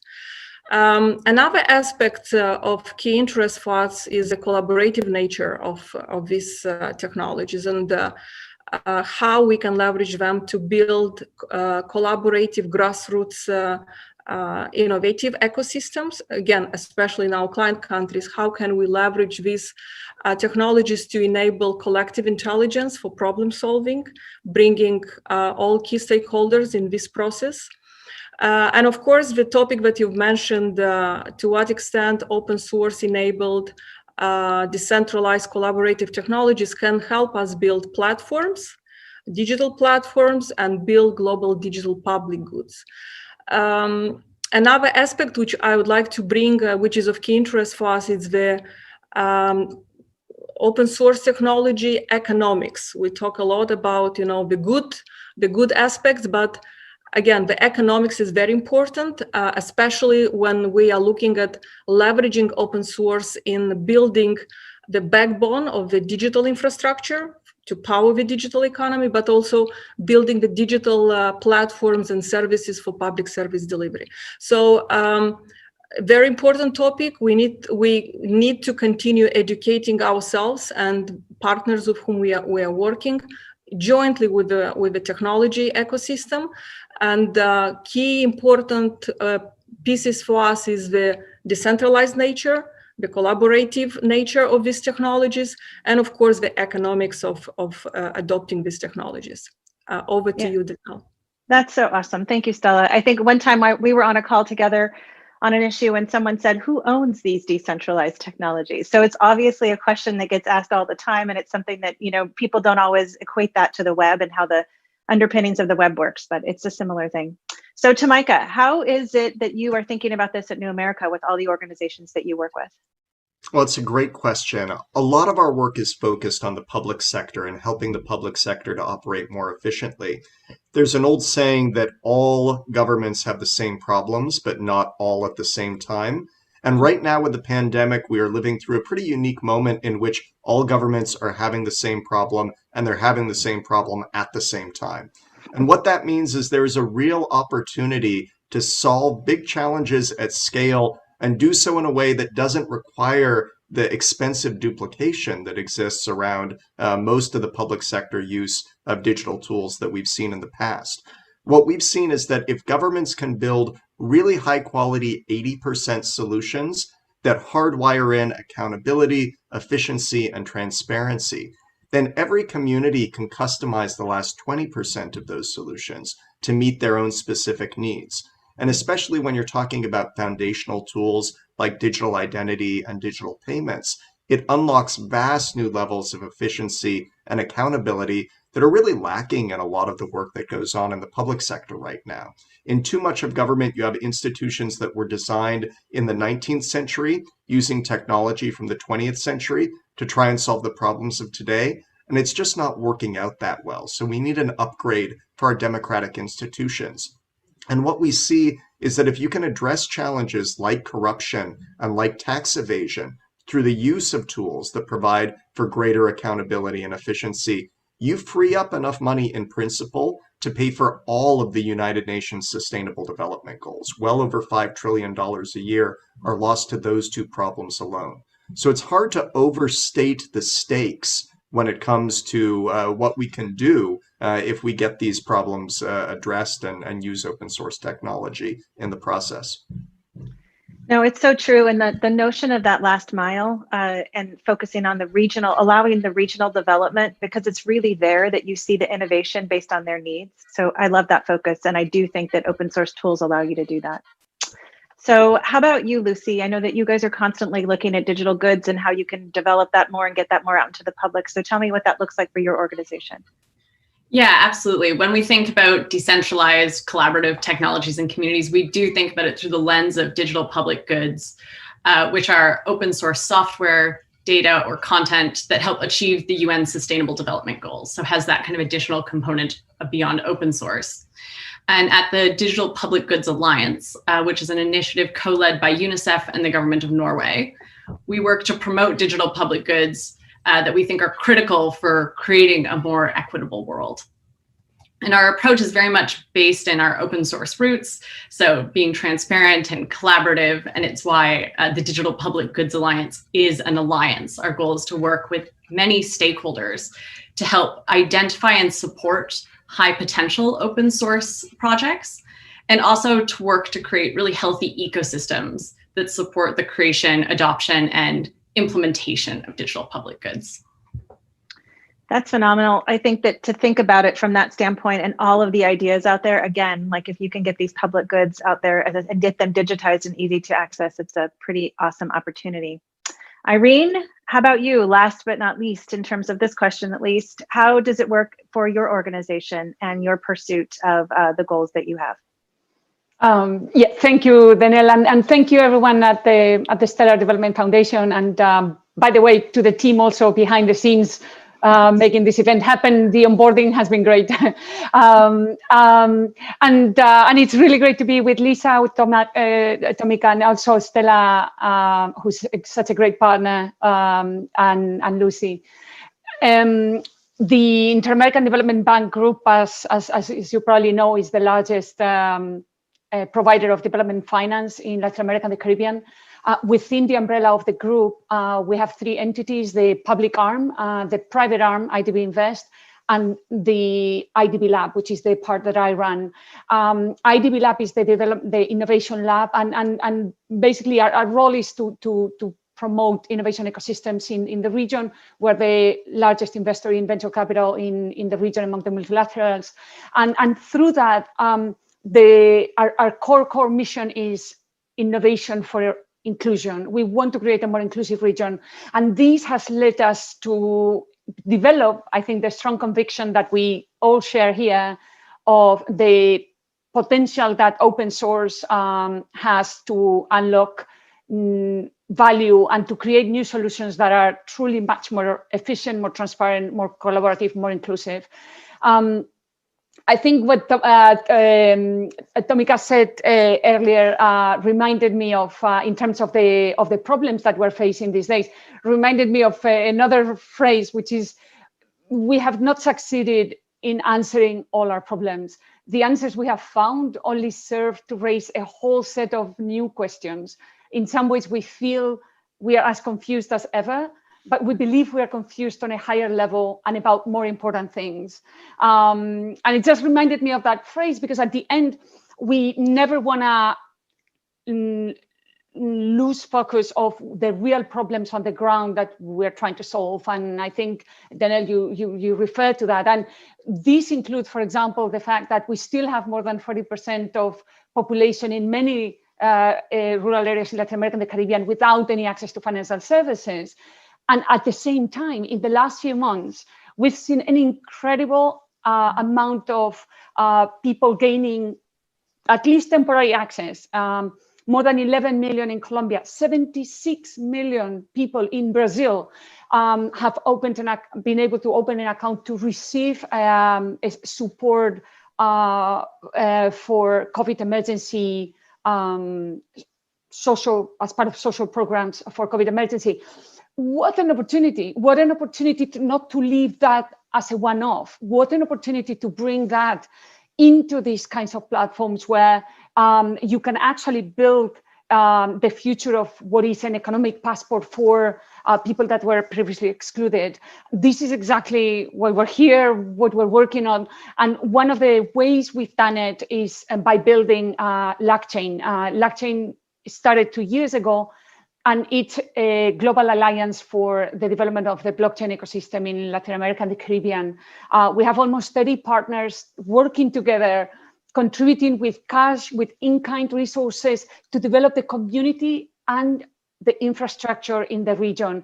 And it really has been an amazing journey. It's allowed us to develop what is today the largest public permission blockchain network in the world, with more than 25 projects going on in different sectors, with a strong focus on social and financial inclusion, and with some of the partners that are around here. So thank you for having us, and I look forward to the rest of the conversation.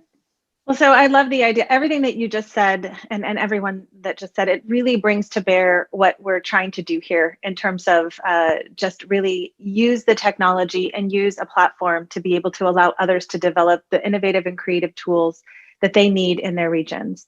And so Stella, Irene was just mentioning blockchain. And if you think about blockchain technologies, I know that your group has spent a lot of time looking at blockchain, public permissionless blockchain as well as permissioned. But yet I think that from a government standpoint, we still see some hesitancy for governments to be able to jump into this because they're fearful, and maybe even institutions are fearful of it because they don't maybe understand the technology, or it's just they feel like it's a big leap for them. What do you think it's going to take for us to be able to move this forward, especially from a permissionless open network that is open source? Thank you, Danielle. I think building on what Irene has just shared with us, it's very important for us to keep learning from each other and decrease the time and cost of reinventing the wheel, to avoid reinventing the wheel. Try to build on each other's efforts. From our own exploration with blockchain, and we've also worked with Stella Foundation and looked into how blockchain can help us improve traceability and visibility into our own World Bank loans disbursement. So this learning is very important for us, and we are sharing it with our client countries and with other teams across the bank and with other colleagues in the ecosystem. So keep learning, keep exploring around the problems that are not answered, because we have also observed that sometimes everyone is trying to experiment with this technology, trying to tackle the same problem or from the same angle. We could probably organize all these challenges like in three buckets. challenges related to the digital maturity, but we have been observing either at the organizational level, sectorial level, or country levels. Yeah, in many countries, some of our clients are still missing important pieces of the government of the all infrastructure. To what Tomaika mentioned, the identity layer, the data exchange layer. A lot of data is not digitized. Yeah, it's not properly secured, and even access to internet, high quality internet, is a problem. So, looking into how does blockchain technology fit into different types of services, infrastructures, capabilities that are built with 20th century technologies is critical. So here we run into the problem of interoperability between blockchain and other legacy technologies, blockchain and other emerging converging technologies. The second bucket is probably per se around the maturity of the technology. Yeah, we experimented mainly with the private permission blockchain, but to what extent the ecosystem is again working together to make sure that whatever challenges there might be at the technology level are being addressed and are being properly explained to the future consumers, either they are in the private or public sectors. And then the third bucket, which is probably not as important as the technology and the digital maturity, is about institutions. It's about policies. It's about the skills. Yeah? So sometimes you have the platform ready, you have the client ready to adopt it, but the certain legal, institutional, regulatory pieces are missing, and this is of course impacting how fast we can adopt it. I think it's important for us to look at the standardization. This is another challenge. Many organizations, including our colleagues from the World Economic Forum, have looked into this space, the ITU and other big partners.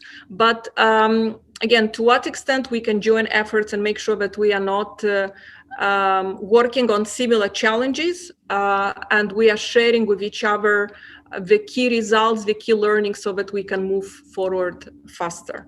I'll stop here. Thank you, Danelle. Thank you, Stella. We certainly did enjoy, and we continue to enjoy, the relationship that we have with the World Bank. We think that for us to be able to demonstrate the power of what an open permissionless blockchain can do to get the loans from the World Bank all the way down to the farmer in a very streamlined way is a really important thing. But so Lucy, I want to jump into this for you. For the government to adopt and for institutions to adopt open source technologies that increase performance but they have to protect their constituents as well. So this is kind of a two-way relationship between institutions and developers. So what are some of the hurdles that institutions face when it comes to adopting open source? I mean, I mentioned one earlier when I talked about, sometimes when it's an open source, like a decentralized network, a question will be, well, who owns it? Who's responsible for it? Like that kind of thing. So what is your experience with that? Absolutely. And you touched on that. And then Stella touched on another one around institutional pieces being missing. And I think there are kind of three main hurdles that I see for both institutions and developers around building and adopting open source. The first is, I think, to touch on what you said, a lack of awareness around open source. The second is kind of missing processes. And the third is missing support systems. So when I say lack of awareness about open source, I think it can be easy to forget when you live in this world, but that it's still relatively unknown for a lot of people, including in public institutions, and even among some developers who may have come across it, but they don't have a deep understanding of what it would actually take to build or work with an open source technology.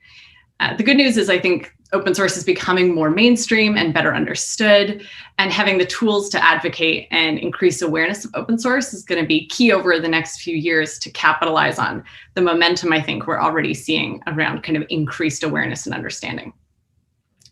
Yeah, go ahead, keep going. Yeah. The second, I think, touching on what Stella said around like processes, is that many of us know that when you're implementing an open source project instead of a proprietary one, it's very different. And an analogy I really like is the difference between building a house from scratch or buying one on the market.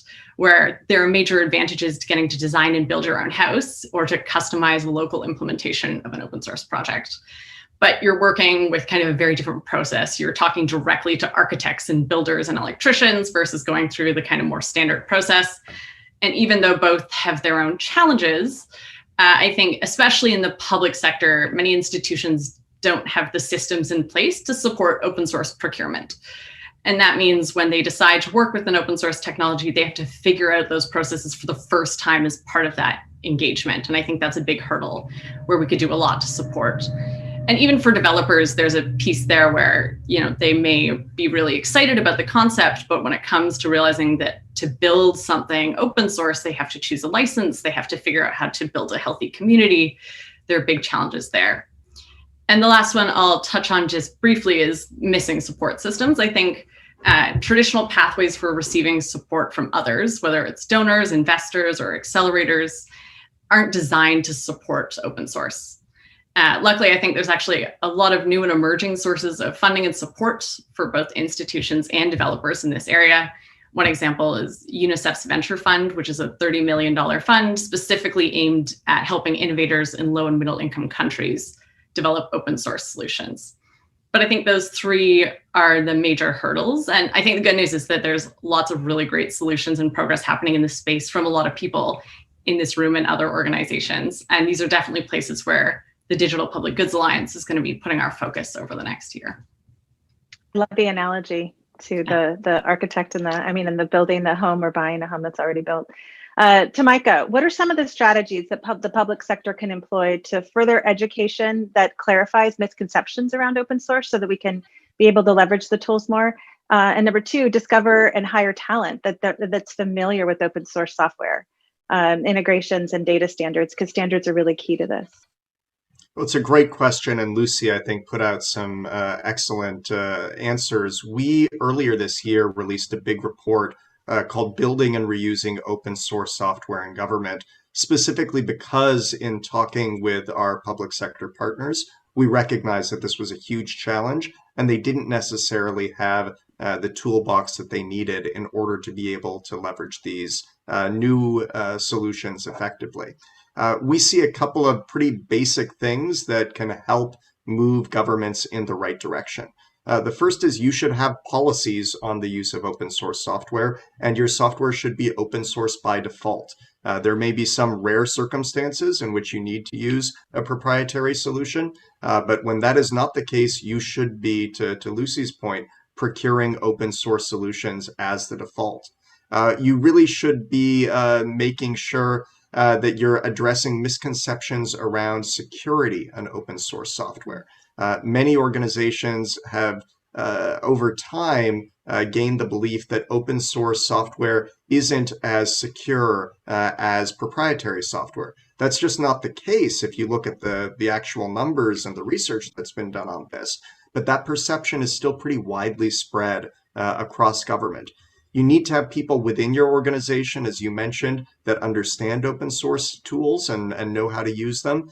And you also need to be able to document your work when you're developing open source solutions so that others will be able to take those innovations that you have built out within your organization and apply them effectively across other geographies and other communities.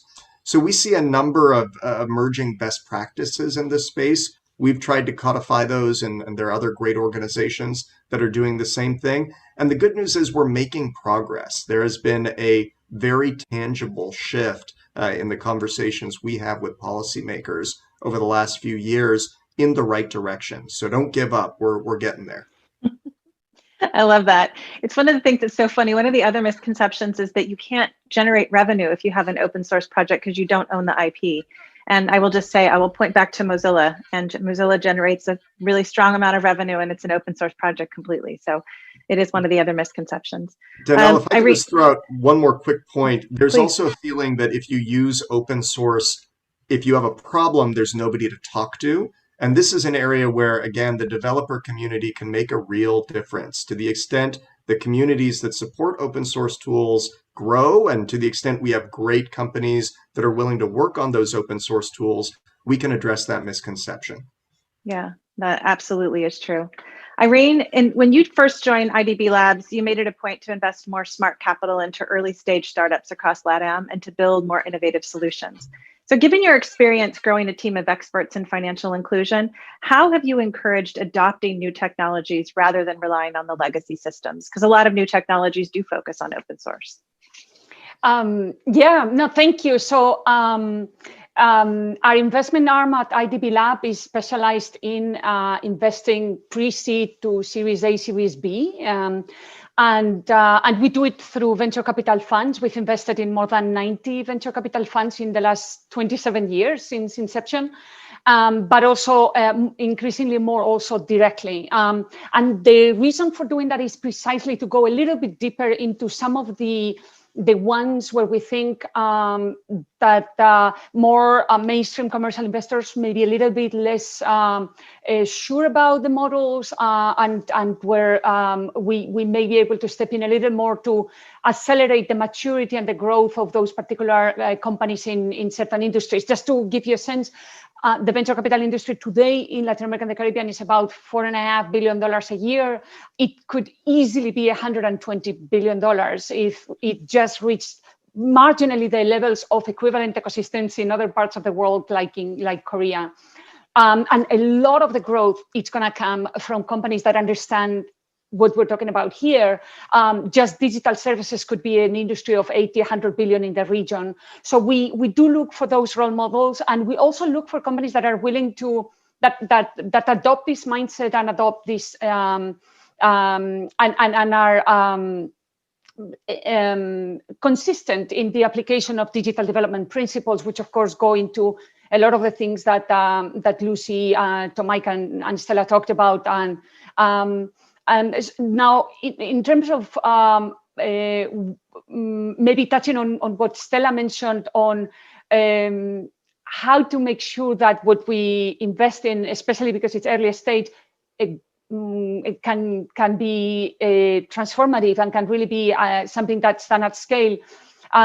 Oftentimes, it depends on the whole ecosystem to be ready, and that includes public policy, that includes a lot of other institutions. We just, for example, have a new use case in Peru on blockchain for property records with K-Trust.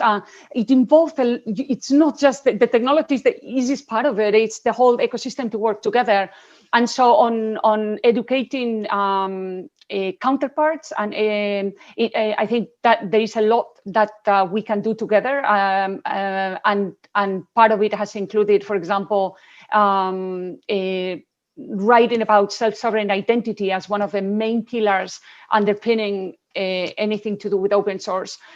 We just published a book about it, and this has been a great tool to start educating counterparts around this. And happy to go into some of the examples. There are some really great examples of how all these different counterparts have to work together to make it happen, like digital identity together with digital wallets for Buenos Aires' poorest population in Villa 31, one of the slum areas. And but it's not done in a vacuum. It's done within a larger program that had everything, including by the World Bank and IDB public site renovation of the entire neighborhood.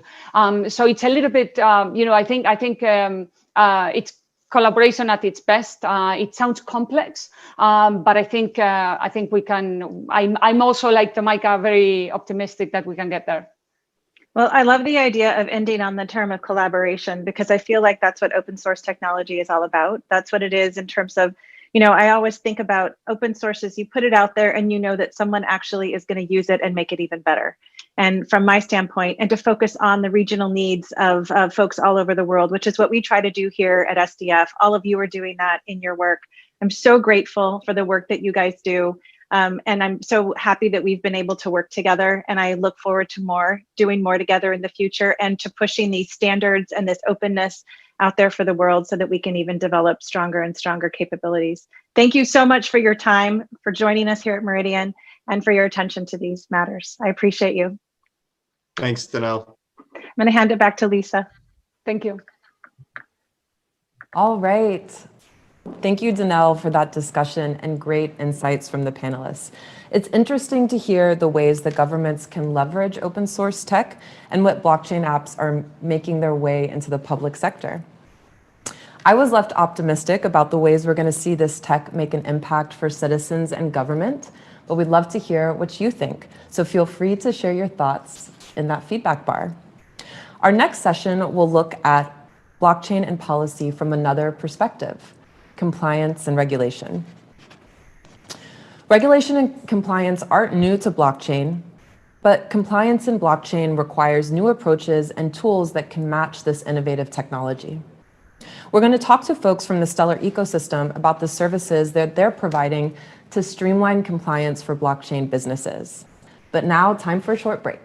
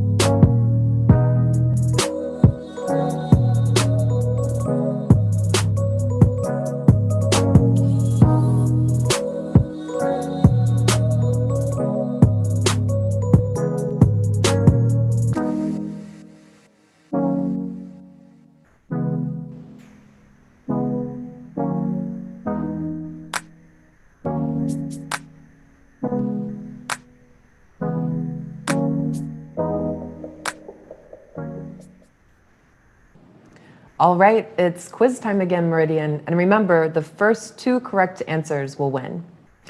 Today, or right now, the question is, in which country is the Vibrant app launched? Your options are Argentina, Canada, or Poland. We'll be back shortly with the answer.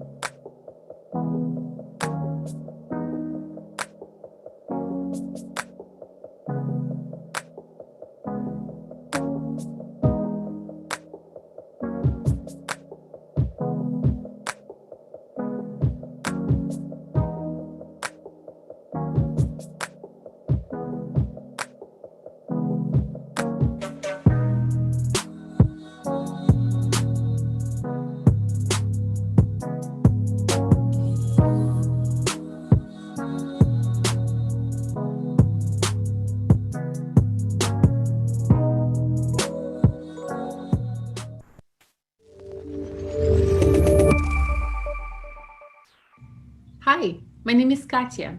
I joined Stellar Development Foundation as the head of people and culture in the summer of 2019. What I like most about working at SDF is the people.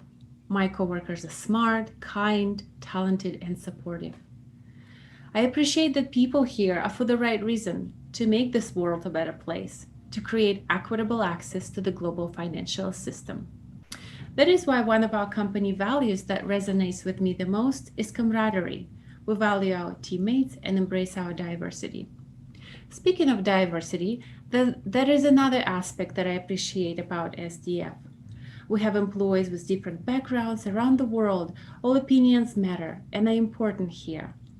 We recently kicked off a diversity, equity, inclusion working group, and I'm excited about the many initiatives in the upcoming year.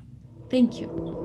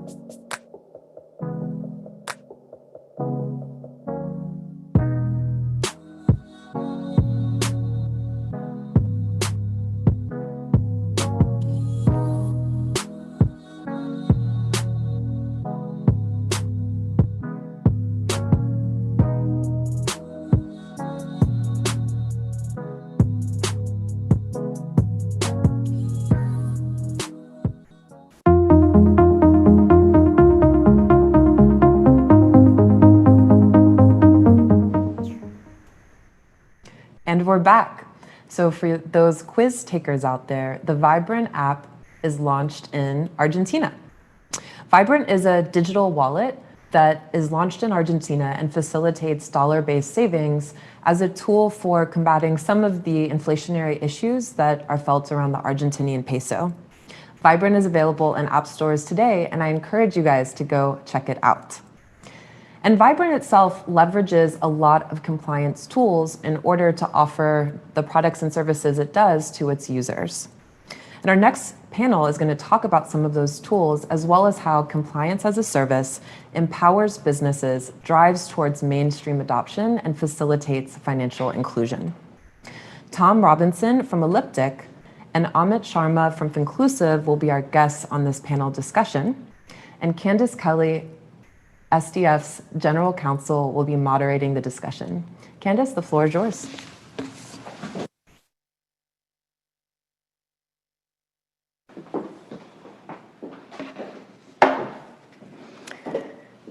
Thank you so much, Lisa. And I will say that not only is the Vibrant app an incredible technological tool, but it is also a beautiful one. So even if you're not sending money to Argentina, I encourage you to download it just to see the amazing work that our design team did on that.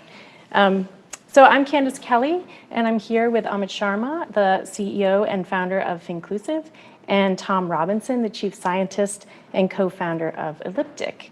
And I want to make sure first that everyone's with us. Amit, are you here? Yes, ma'am, I'm here. I hope you can hear me. Great, yes. And Tom, I see you're Yes. you've joined as well. Fantastic. So first I want to give just a little bit of background. Finclusive, for those of you who are not familiar, both of these, Elliptic and Finclusive, are both really important members of the Stellar ecosystem. Finclusive is a hybrid fintech, regtech company, and it's focused on inclusion of the underbanked and underserved through compliance, which we'll get into a little bit, because I don't know if that is always the association that you have, inclusion and compliance.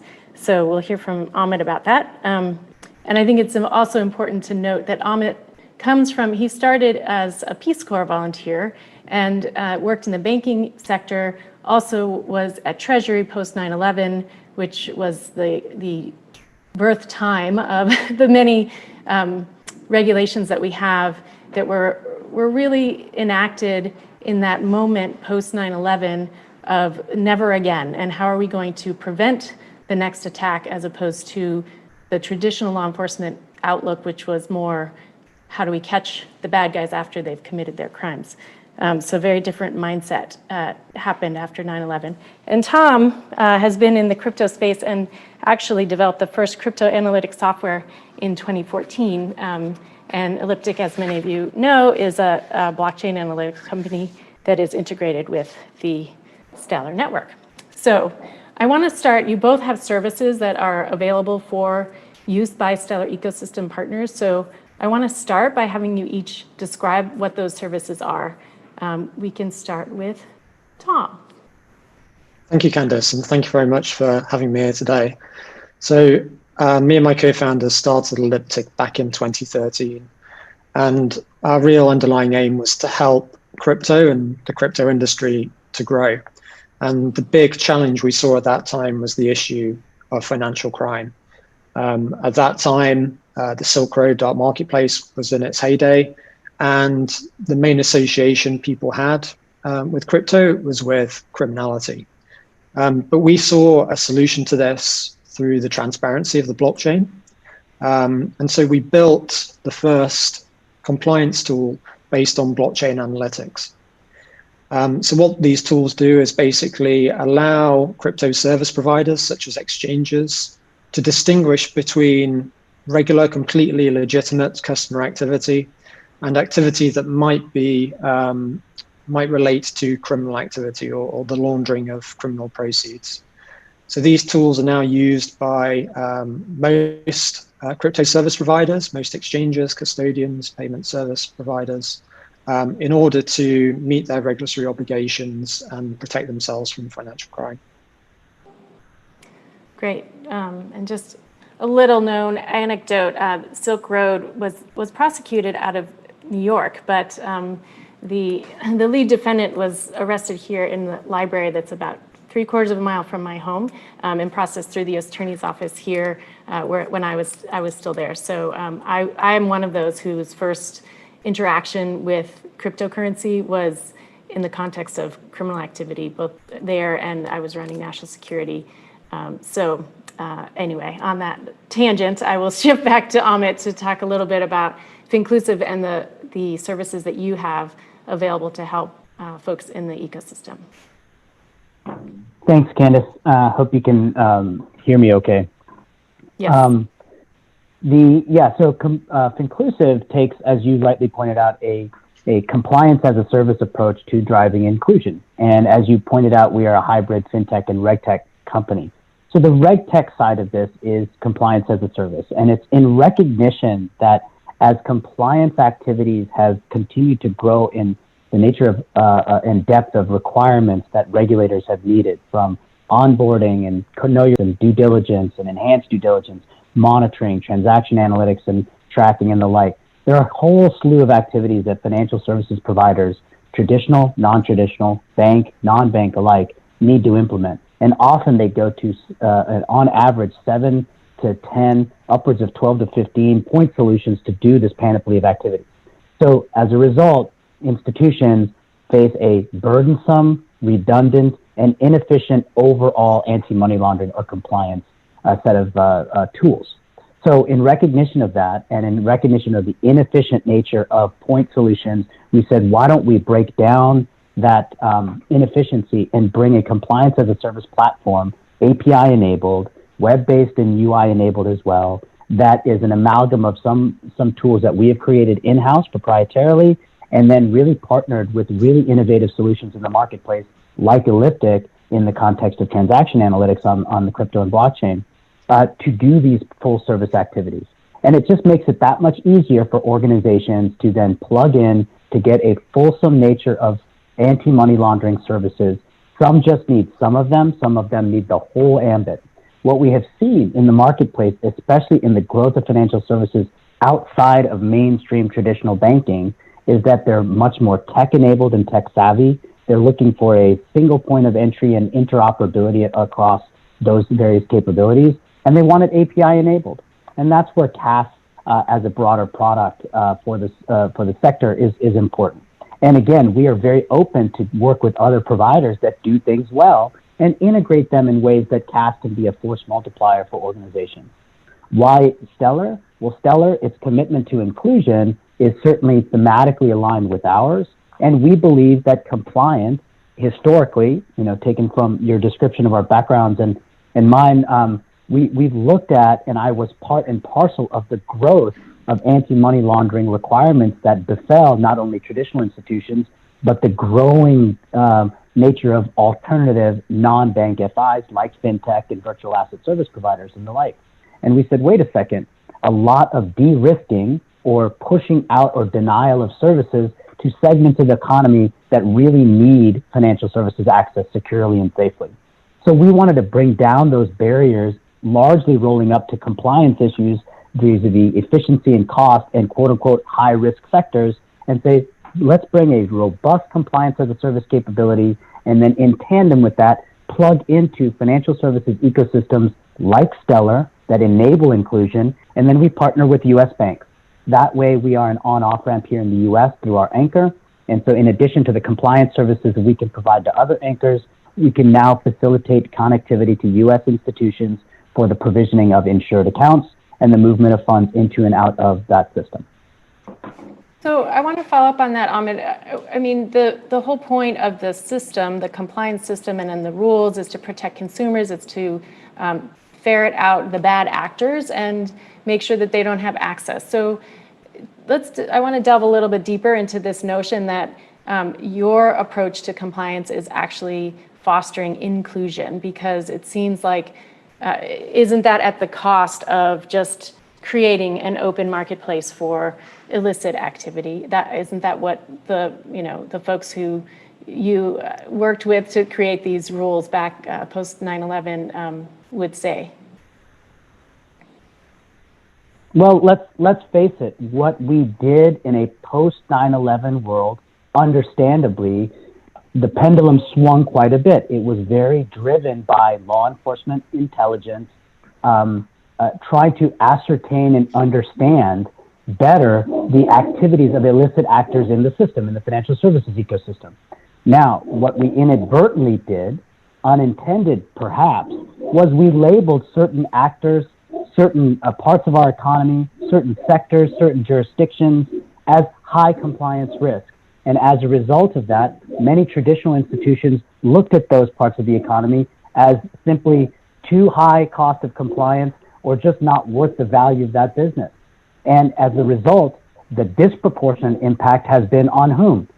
Low and moderate income, global poor, unbanked and underbanked, nonprofit organizations, international correspondent banks, money service businesses, and increasingly in the last 5+ years, folks in the crypto or virtual asset services space that are just labeled or misperceived as broadly higher compliance risk.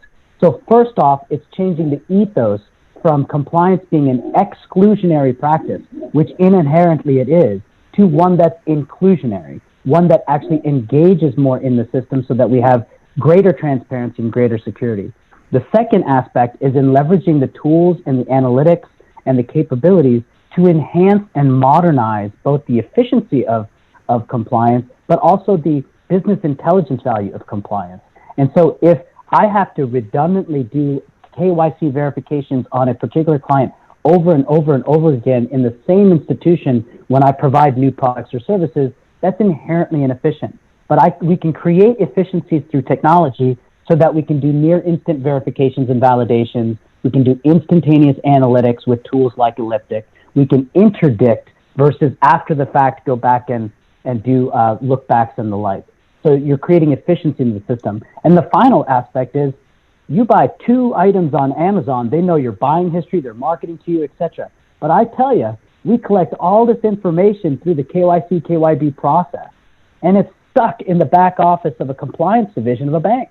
We don't leverage this inherent business intelligence for value in the front office and the service orientation of institutions. And instead, we ought to look at the end of the day, anti-money laundering comes down to one question: do you know your customer? And it shouldn't be just, do you know your customer so as to ensure and ascertain the risk they pose, but the opportunities they pose for you to provide additional value.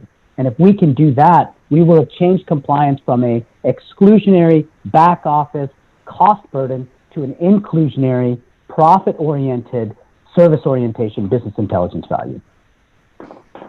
Got it. So it sounds like being more efficient and being able to leverage that process and the various different processes and the information that's gathered will allow for better ability to know all customers, not only the customers that on the surface appear to not present a risk. Is that a fair? That's exactly right. That's exactly right. And inherently what we are doing is we are literally throwing the baby out with the bathwater. When we label the crypto or vast community as inherently potentially vulnerable to money laundering risks, we tell every financial institution that, wait a second, there is an inherent risk there when there ought not to be. So if you understand that the nature of those activities in a much more granular way, we can actually engage those activities not only safely, but in ways that provide services securely and meet our AML and financial crimes compliance obligations in tandem. So inclusion is really baked in. And this is changing. We instead of regulators providing constant guidance on, wait a second, guys, nonprofit organizations don't all carry same risks. Well, no kidding. We should be understanding of those and understand the risk-based approach, which is what the compliance regime is asking. And then the secondly is really looking at those fringes of the economy that really can take advantage of new technology applications, in particular financial technologies, and as we've seen, tremendous potential in leveraging blockchain networks and virtual asset service provider activities to engage folks to be able to get into the system, into the financial system in ways that provide that value. And by doing so, we're that much more effective, but we actually meet the goals of AML, which is financial sector resilience and economic security. Switching over to you, Tom, as we heard, those of us who were able to tune into the conversation between Representative Davidson and Danelle yesterday, you heard him lamenting that many of his colleagues on the Hill still believe that crypto is really just a tool for criminals and illicit activity. So Tom, based on your work and the analytics that you have on not just the Stellar blockchain, but others, does the data back up those fears and concerns? In a word, no. And I think that one of the big challenges that the crypto industry has faced over the past few years has been an image problem that isn't backed up by reality.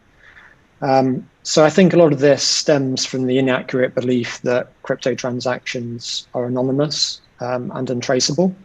when of course they aren't. And in fact, the traceability of crypto is being used every day by law enforcement investigators to identify criminals and bring them to justice. If you actually look at the blockchain data, as we can, and quantify the proportion of transactions that are actually associated with illicit activity, what you see is that less than 0.5% are associated with criminal activity. Now that has come down significantly over the years. Back in the Silk Road days, that proportion was very high, close to 30%. But what's happened in the interim has, first of all, speculation as a use case has taken off and dwarfs illicit activity. The regulatory environment has matured. Exchanges are now checking for funds linked to criminality and blocking those funds. And third, law enforcement capabilities have really advanced to the point where they can quite efficiently now identify who's behind a dark marketplace, for example, and prevent them from operating. So no, the data simply doesn't back up the belief that crypto is primarily used by criminals.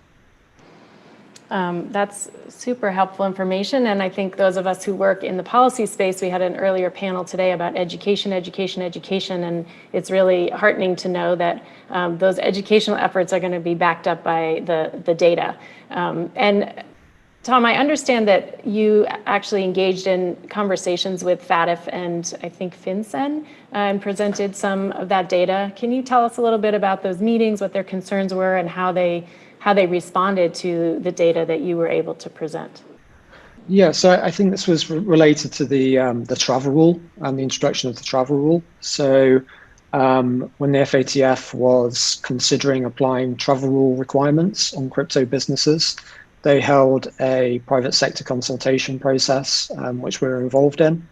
And one of the things they were particularly interested in was what proportion of crypto transactions are peer-to-peer, i.e. just between personal wallets, and what proportion are between institutions such as exchanges. And the reason they're interested in that is that the travel rule means that if a service provider such as an exchange is sending funds to another service provider, they need to send information on the originator and beneficiary identity. Now, of course, that kind of rule was designed for a financial system that is intermediated by financial institutions. But of course, in crypto, you have the choice of using an exchange or just transacting completely peer-to-peer. So what our data shows is that about 40% of all crypto transactions are peer-to-peer and don't involve exchanges or other service providers in any other way. However, that doesn't mean that there are basically two separate financial systems, a peer-to-peer one and an intermediated one. Actually, about 90% of all crypto passes through an exchange or other service provider eventually. So I think this has a big impact on how effective the travel rule will be in crypto, because if people have the option of not transacting through exchanges, but instead moving to a peer-to-peer model, what does that mean for the aims of the travel rule? Is it actually going to provide the information that law enforcement needs? I think that's the big question. Yeah, and it seems that now that the travel rule is sort of applying to both traditional and crypto, there's now talk of lowering the threshold from the $3,000 to $250,000. And I noted that earlier this week, there was someone from a policy lead from FinCEN at a V20 VASP conference who said criminals are using smaller value transfers and virtual currencies to facilitate terrorist financing, narcotics trafficking, and other illicit activities like cybercrime. And that was the explanation for the proposal to lower that threshold from $3,000 to $250. So from your two different perspectives, I'm curious to hear what your reaction is, and particularly, Tom, with your noting just now that it's unclear whether the travel rule, even as it stands, is going to help with achieve its aims. How would making this threshold lower help or not help, and is it misguided in any way? So I'll start with you, Amit, on that question.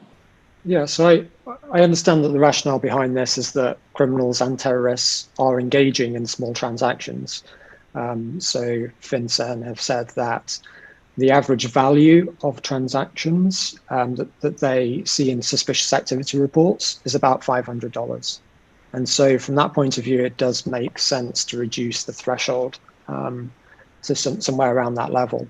I think that the counter argument is that that imposes a cost on both financial institutions and on society as a whole in terms of the cost to comply with that, and also costs related to decreases in privacy.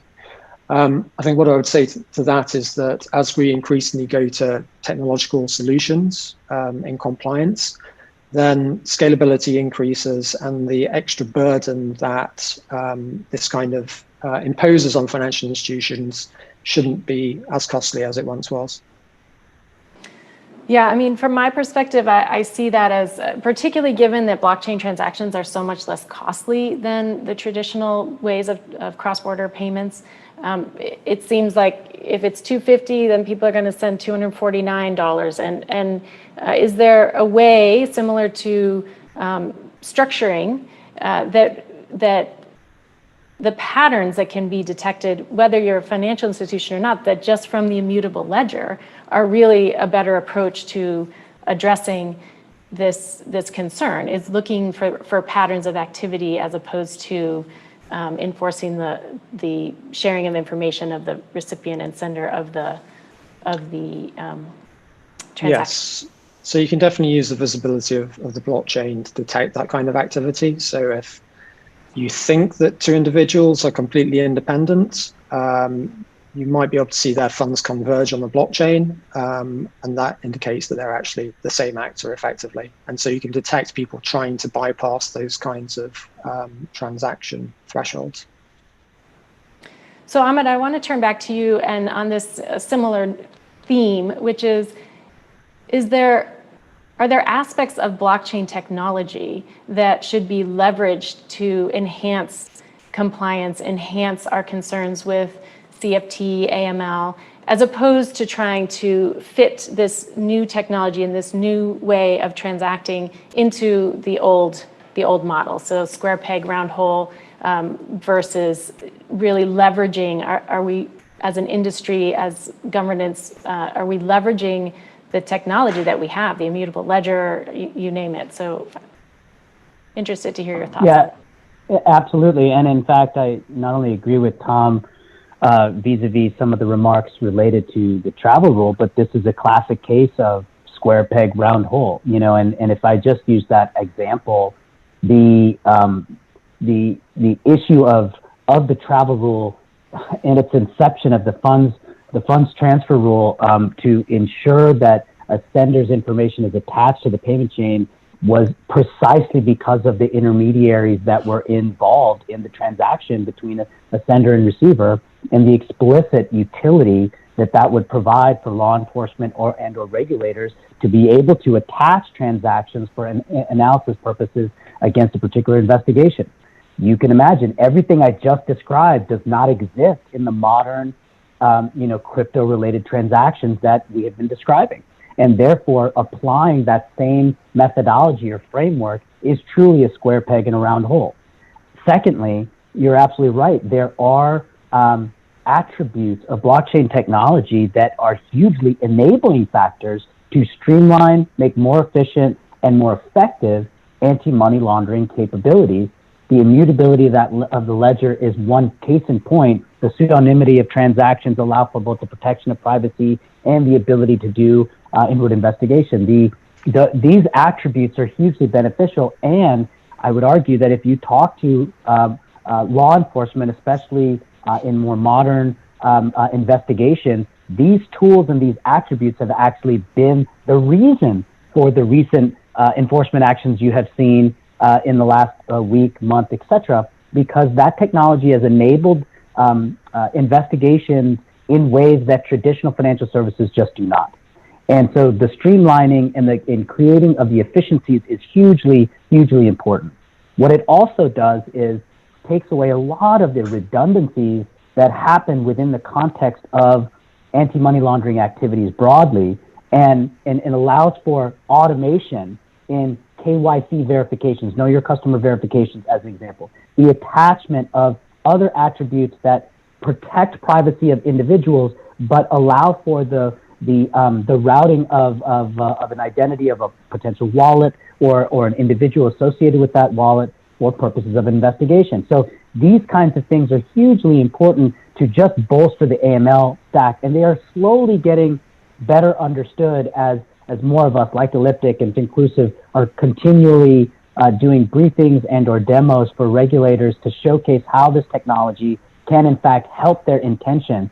But more importantly, we need to now get away from this huge library of requirements that were really designed for the traditional financial services marketplace and reconstitute our thinking for the intents of consumer protection, prudential regulation, and financial system integrity in the domain of financial services activity that we now see.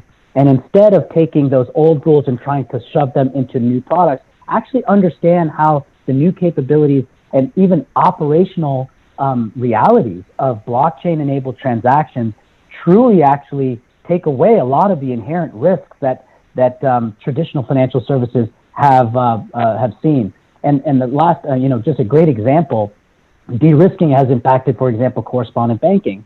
If in a world where a particular institution in West Africa loses its correspondent relationship with a U.S. institution, they end up going to a Lebanese institution that connects to a French institution that connects to the U.S. institution. We have not solved the problem. We've made it more cumbersome. They've just had to do a workaround to actually obtain or retain some correspondent relationship in the U.S.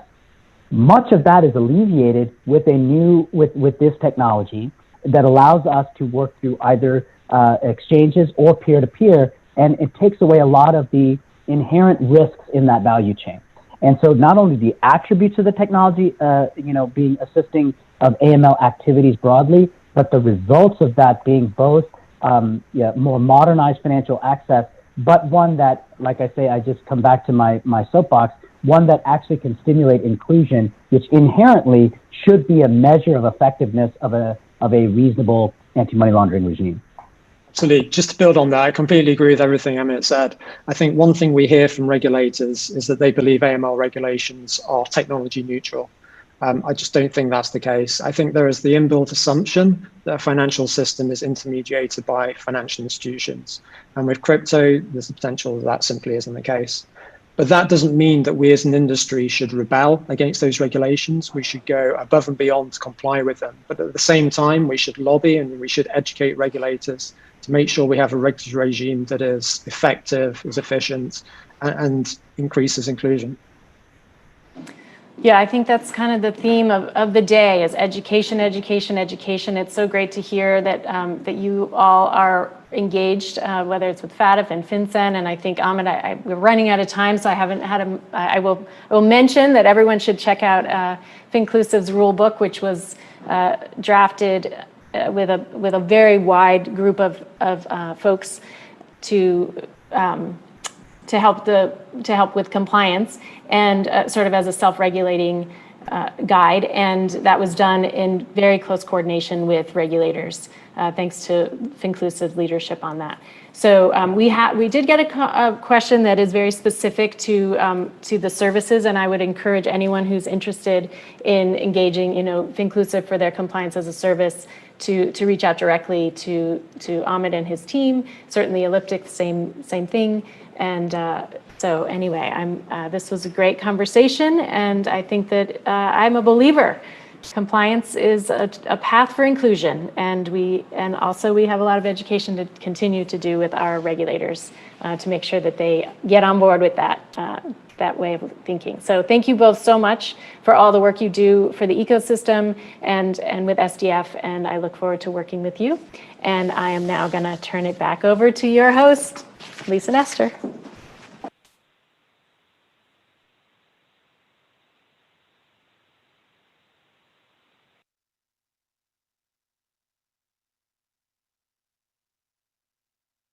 All right. Well, thank you so much, Candace, Amit, and Tom. I thought that was a great and very important discussion. Meeting your compliance needs as a blockchain business can seem really overwhelming, and you guys make it look so much easier. So really valuable services, and I think this is really important into getting blockchain-based products out into the mainstream. So, again, really critical work and really thankful for your input in the ecosystem and the kind of the broader Stellar business ecosystem. We'd love to hear your thoughts too, so please feel free to share that in the feedback bar. We've got a break now, but when we're back, we'll have a panel here to talk about DeFi, high-yield assets, and lending, looking at leveraging blockchain technology in a creative way to provide financial services. So we'll also have another quiz time coming up in a couple minutes, so don't go very far, and we'll see you soon.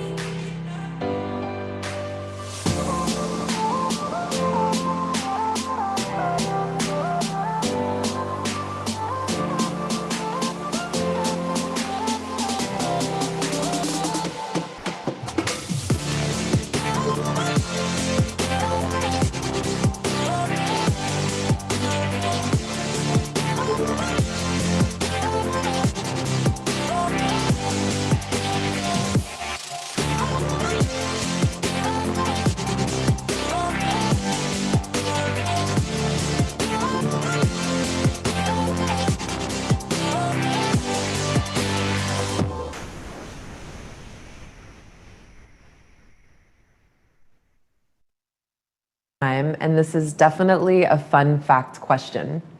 Your quiz question is, what did Jed issue as a token on Stellar? Options are corn tokens, hug tokens, or high five tokens. Make your best guess, we'll have the answer soon. Stellar was created for currencies and payment, this technology. They understand exactly what market needs.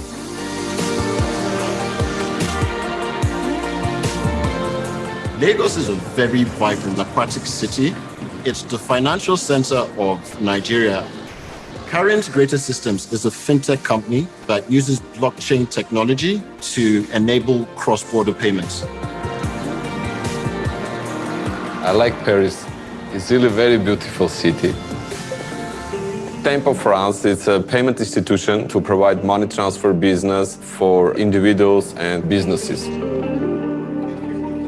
One of the fundamental reasons why it's difficult to make cross-border payments from Nigeria is due to the fact that the Nigerian currency Naira is not globally traded. Legacy cross-border payments have not kept up with modern technology. Whenever customers have to make payments, they normally have to go through many intermediaries, which leads to a loss of value and makes their payments more expensive. When we joined the Anchor program, we came across Tempo. Tempo is a Stellar anchor, and that means they issue a token that represents Euro currency. Cowrie, we issue a token that represents the Nigerian currency. And in our partnership with Tempo, we transact over the Stellar network where we trade these tokens. Immediately, Euro becomes Euro-T, Euro-T becomes Nigerian NGNT, and then NGNT becomes Nigerian Naira. What Stellar can give you is liquidity for your currency, and also payments are regulated correctly by all the jurisdictions served by Stellar. Clients can check any transaction from the beginning to the end.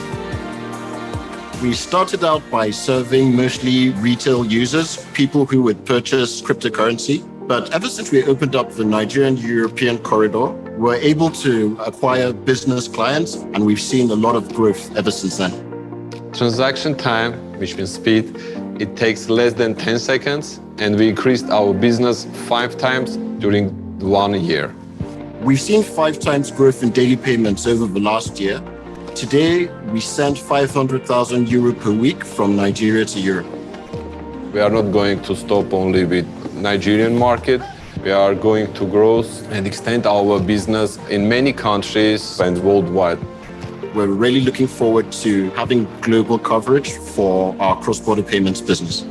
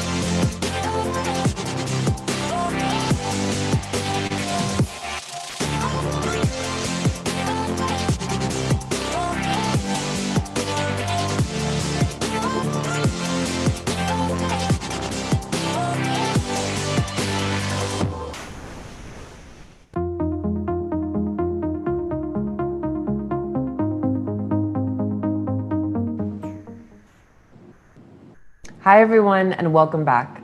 The answer to our last quiz question is Hugs. Jed issued Hugs tokens on the Stellar network. I guess he is a bit of a softie, but you can ask him about that yourself during the Stellar Community Town Hall coming up at 11:50 a.m. Pacific Standard Time. Also, as a reminder, you have the power to select the next innovator among us. Head over to the Hackathon tab to vote for the winner of the Meridian Hackathon. Voting ends today, so make sure to do that today so you can get your vote in and be heard. And now let's talk about the biggest buzzword in the blockchain space right now, DeFi. It's a policy day, so what better way to explore a theme that has its roots in operating outside of the system? I think you're going to enjoy hearing from this next star-studded panel. We have Zach Prince, CEO of BlockFi, Martin Bott, Chief Product Officer at Jumio, Bill Bart, CEO of Abra, and kicking us off is Jason Jones, Chief Commercial Officer at Centrifuge. Jason, thanks so much for being here with us at Meridian. We can't wait to hear this discussion. Great. Thanks so much for having us. First of all, can you hear me? We're live? Okay, we're live. Okay, great. Okay, thanks everybody for coming. This panel is The Next Frontier, DeFi High Yield Assets Lending. We're going to start it off by just going down the line and letting everybody introduce themselves. And once we get through the intros, our panel is going to be focused on thumbs up, thumbs down. I'll ask questions and then we can debate the questions. It's going to be interactive, hopefully a little fun, and everybody will kind of get to introduce themselves, what they work on, and what their views are of our industry through this process. Our panelists will also ask questions. It won't just be me, so we'll have kind of an interactive session. And at the end, if there's time, we will open up for questions as well. I just want to, first of all, thank Jed, thank Mark, thank the entire Stellar team for having us.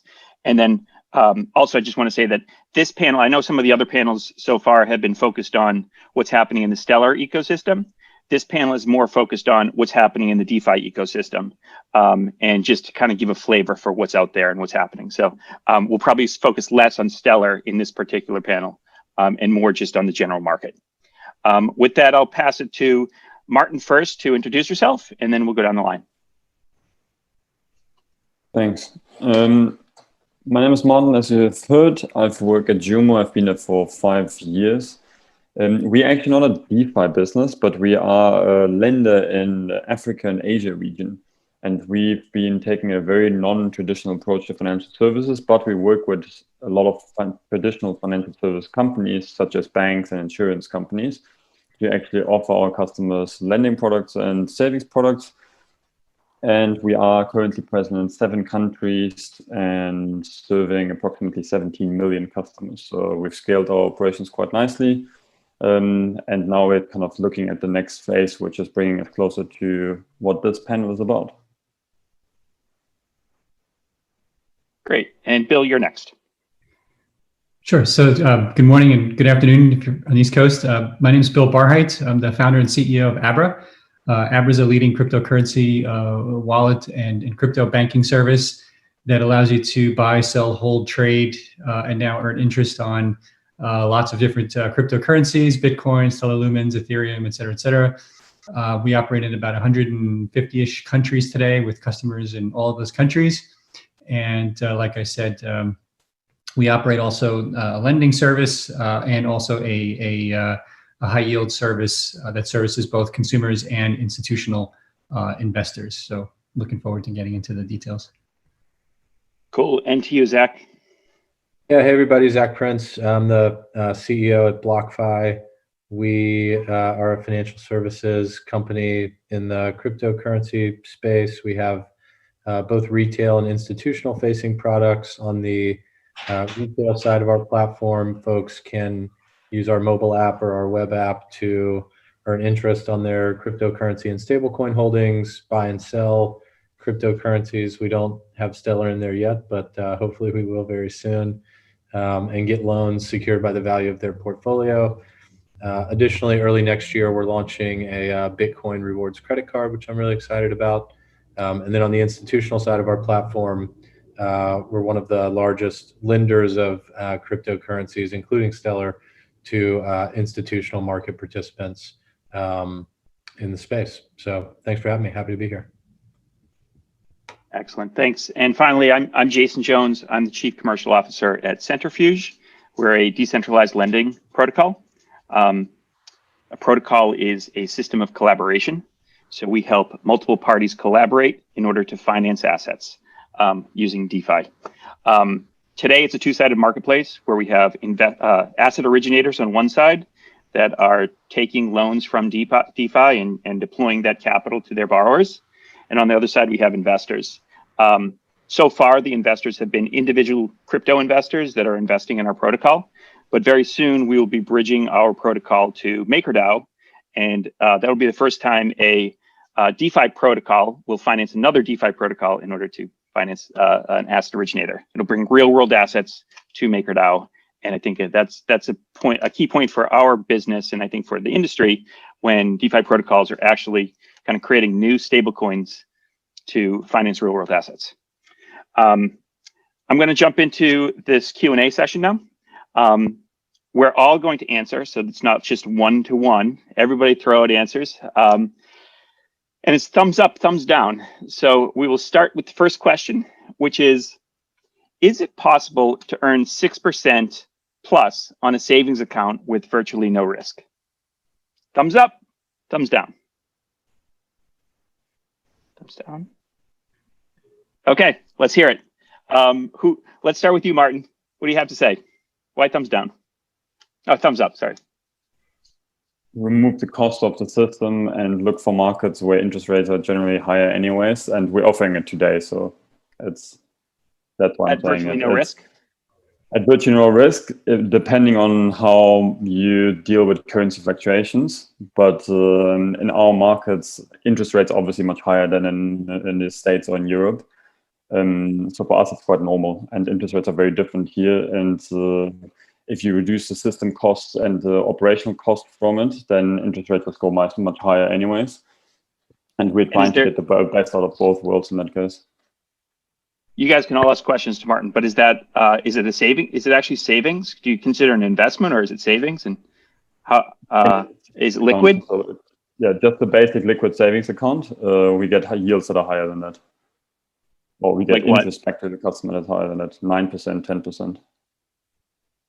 Super interesting. Bill, Zach, what are your thoughts? Yeah, I gave a thumbs down for kind of a technical reason, because the word savings account was embedded in the question. And I think the word savings account comes with a particular, product and regulatory implication, at least in the US, that it's something being offered by a bank with FDIC insurance. Most of the interest earning products in our neck of the woods are not being offered by banks and don't benefit from FDIC insurance. There are certainly emerging markets where you can, in savings accounts at banks, earn north of 6%. But that's, of course, denominated in whatever the currency is in that country. At BlockFi, we offer interest rates currently in our interest account of 6% for Bitcoin, 8.6% for stable coins, and between 4 and 5% each for Ethereum and Litecoin.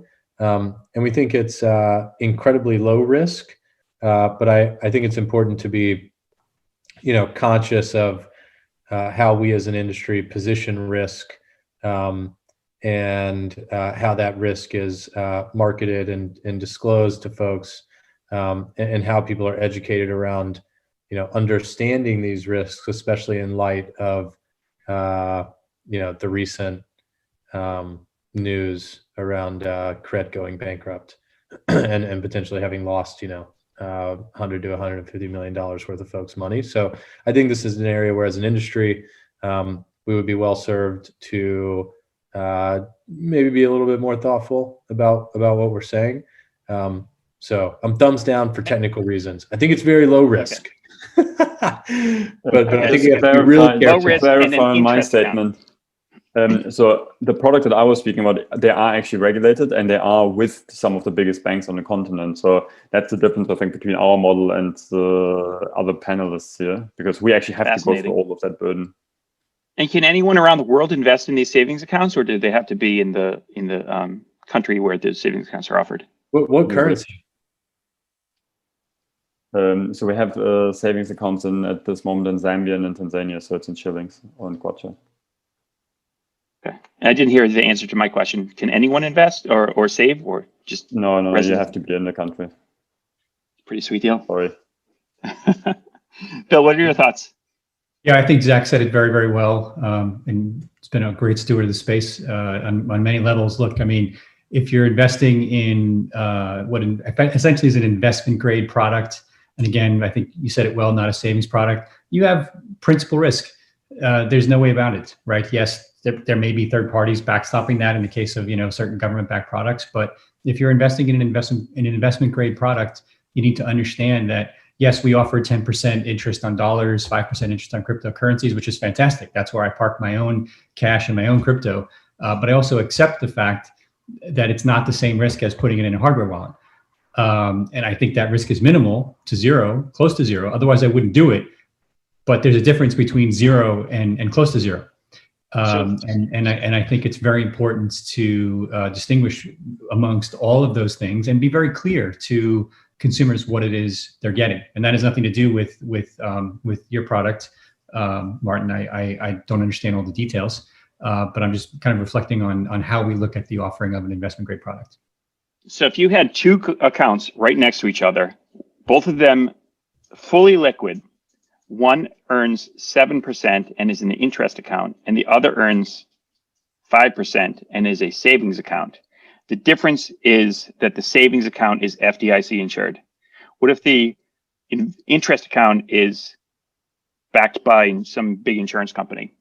Would you consider it a savings account, or is it still an interest? It's a very complicated question because in the U.S. there's a whole bunch of high yield services, and remember, FDIC insurance only applies up to a certain threshold. So even then, you're only being backstopped by pooled losses up to an insurance fund up to a certain amount of money. 250. Right, and a lot of these high yield services, people are investing 7-8 figures, and so insurance goes out the window at that point, right? Yeah, although they do a sweep and they put 250K into 50 banks and therefore get there. Right. Right. But again, there's all these high yield services, and I've tested them all. And, when there's principal loss and it's due to fraud or whatever, an army of lawyers swarms on the counterparty. I mean, it's, God help those counterparties and good,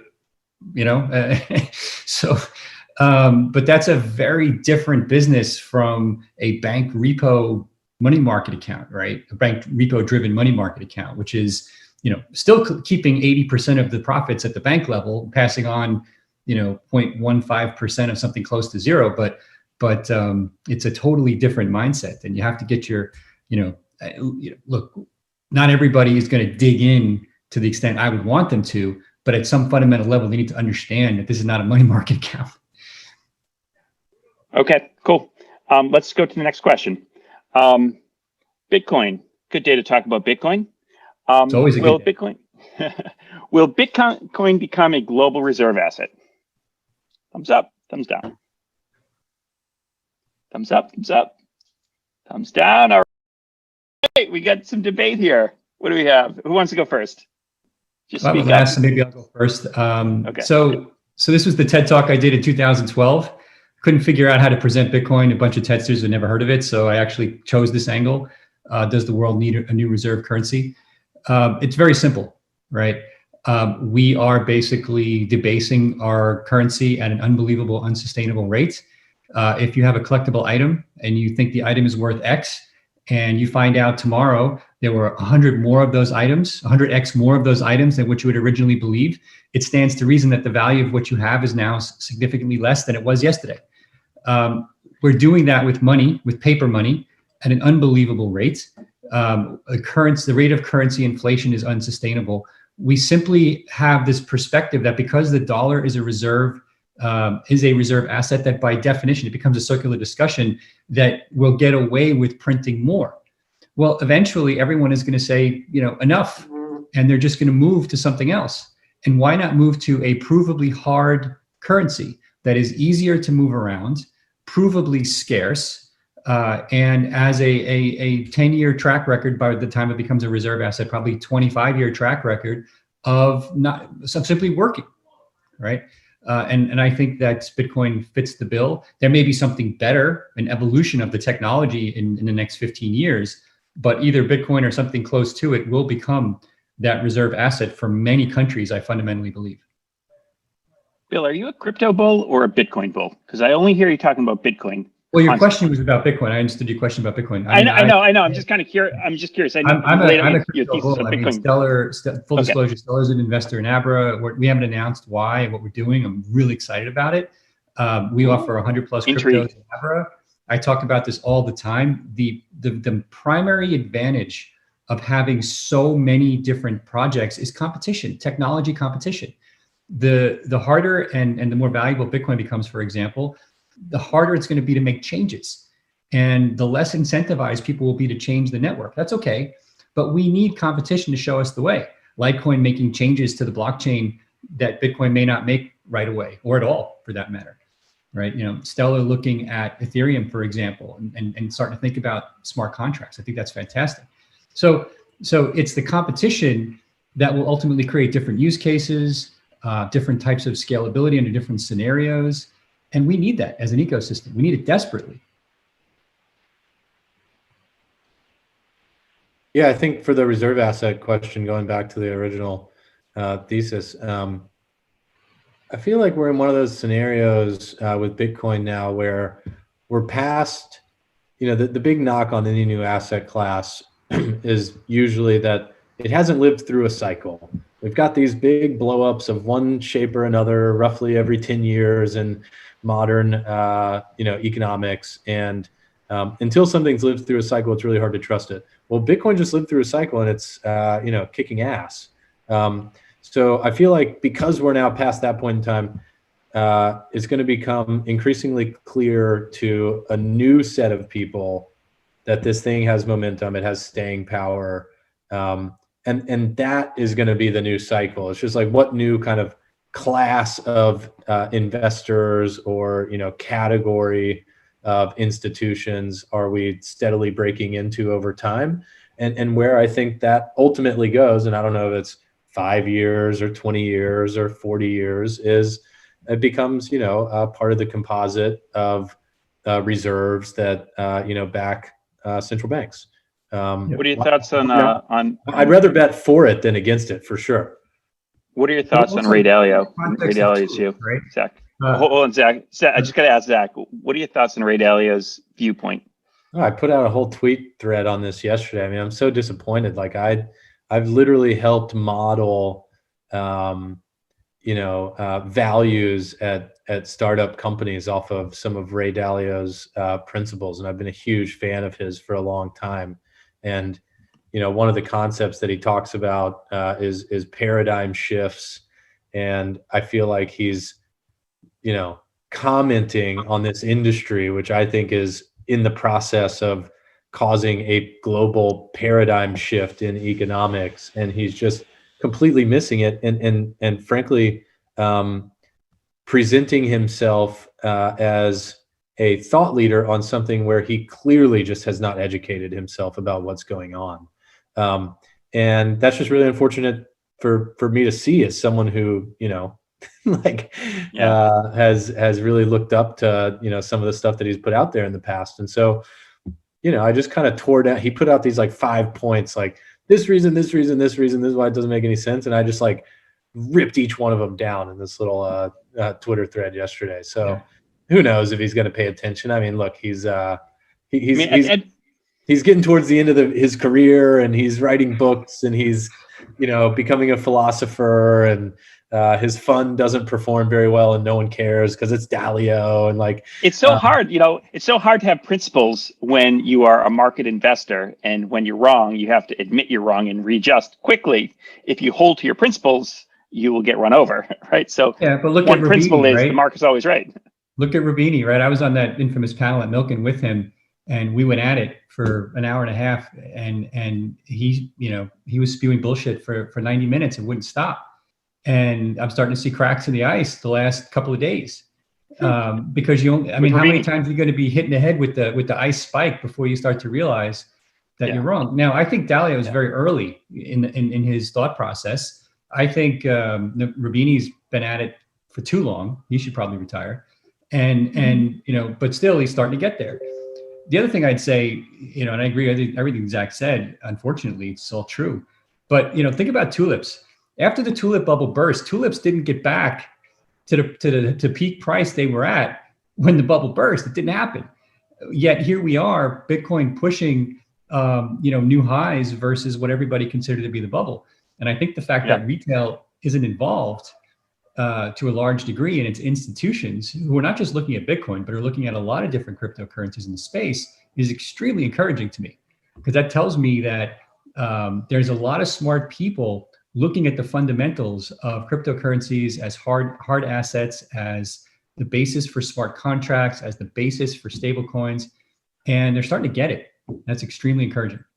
Martin, what are your thoughts? You seem to have a contrary thought. I think my thought is more about that it's probably not going to be Bitcoin. I agree that it will be some kind of crypto, but I think because Bitcoin was one of the very early ones, it has a lot of stigma, and it's very early in terms of technology, and there will probably be something that comes up which is more suited to becoming adopted by governments, and it's still far down the line. So by that time, there's probably going to be something which is better from a technology point of view and also gives governments a bit more what they're looking for. Gotcha. Okay, I want to move on to some different questions. Back to DeFi. Trustless decentralized protocols will be unstoppable. Up, down. 3 downs. 3 downs. Anyone have a view you want to share? So my favorite analogy is the Matrix, right? So I assume all middle-aged men, everybody's seen the Matrix. That's good. For those of you out there who don't know the analogy, because you're not a middle-aged white guy, basically, you have a hard line into the Matrix, which is how you hack into the VR world that controls the human species. Well, we have this problem in DeFi that there's no D, right? Because if you're running a smart contract, that smart contract needs to know information about the real world. And that's established via these pricing oracles for the most part, or oracles that do other things. And as soon as you have an oracle, step one, you have an off switch by definition. I don't care how many nodes or whatever technical parlance you want to put around it. That doesn't mean that the technology and the use cases aren't compelling. It just means that it's not truly D in the sense of, what people really mean when you think about DeFi. And by the way, I use these services. I think they're fantastic, a lot of promise, but we have to start calling things what they are. And DeFi is an unfortunate phrase. And the other thing is if you look at how a lot of these nodes run, if you shut off Amazon Web Services, I have a feeling that a significant percentage of things we're calling DeFi would disappear overnight, which is very disconcerting when you're calling them decentralized. So sure. We're not even close to a model that's truly DeFi, but the theory is incredible. And so promise is there, but and the research is fantastic, right? And what people are doing and testing, but we're 10, 15 years away from truly eliminating the dependency on the physical world in any measurable way that I can ascertain, if it's even possible. I don't even know. I'll give you an example of a decentralized network that has withstood the test of time.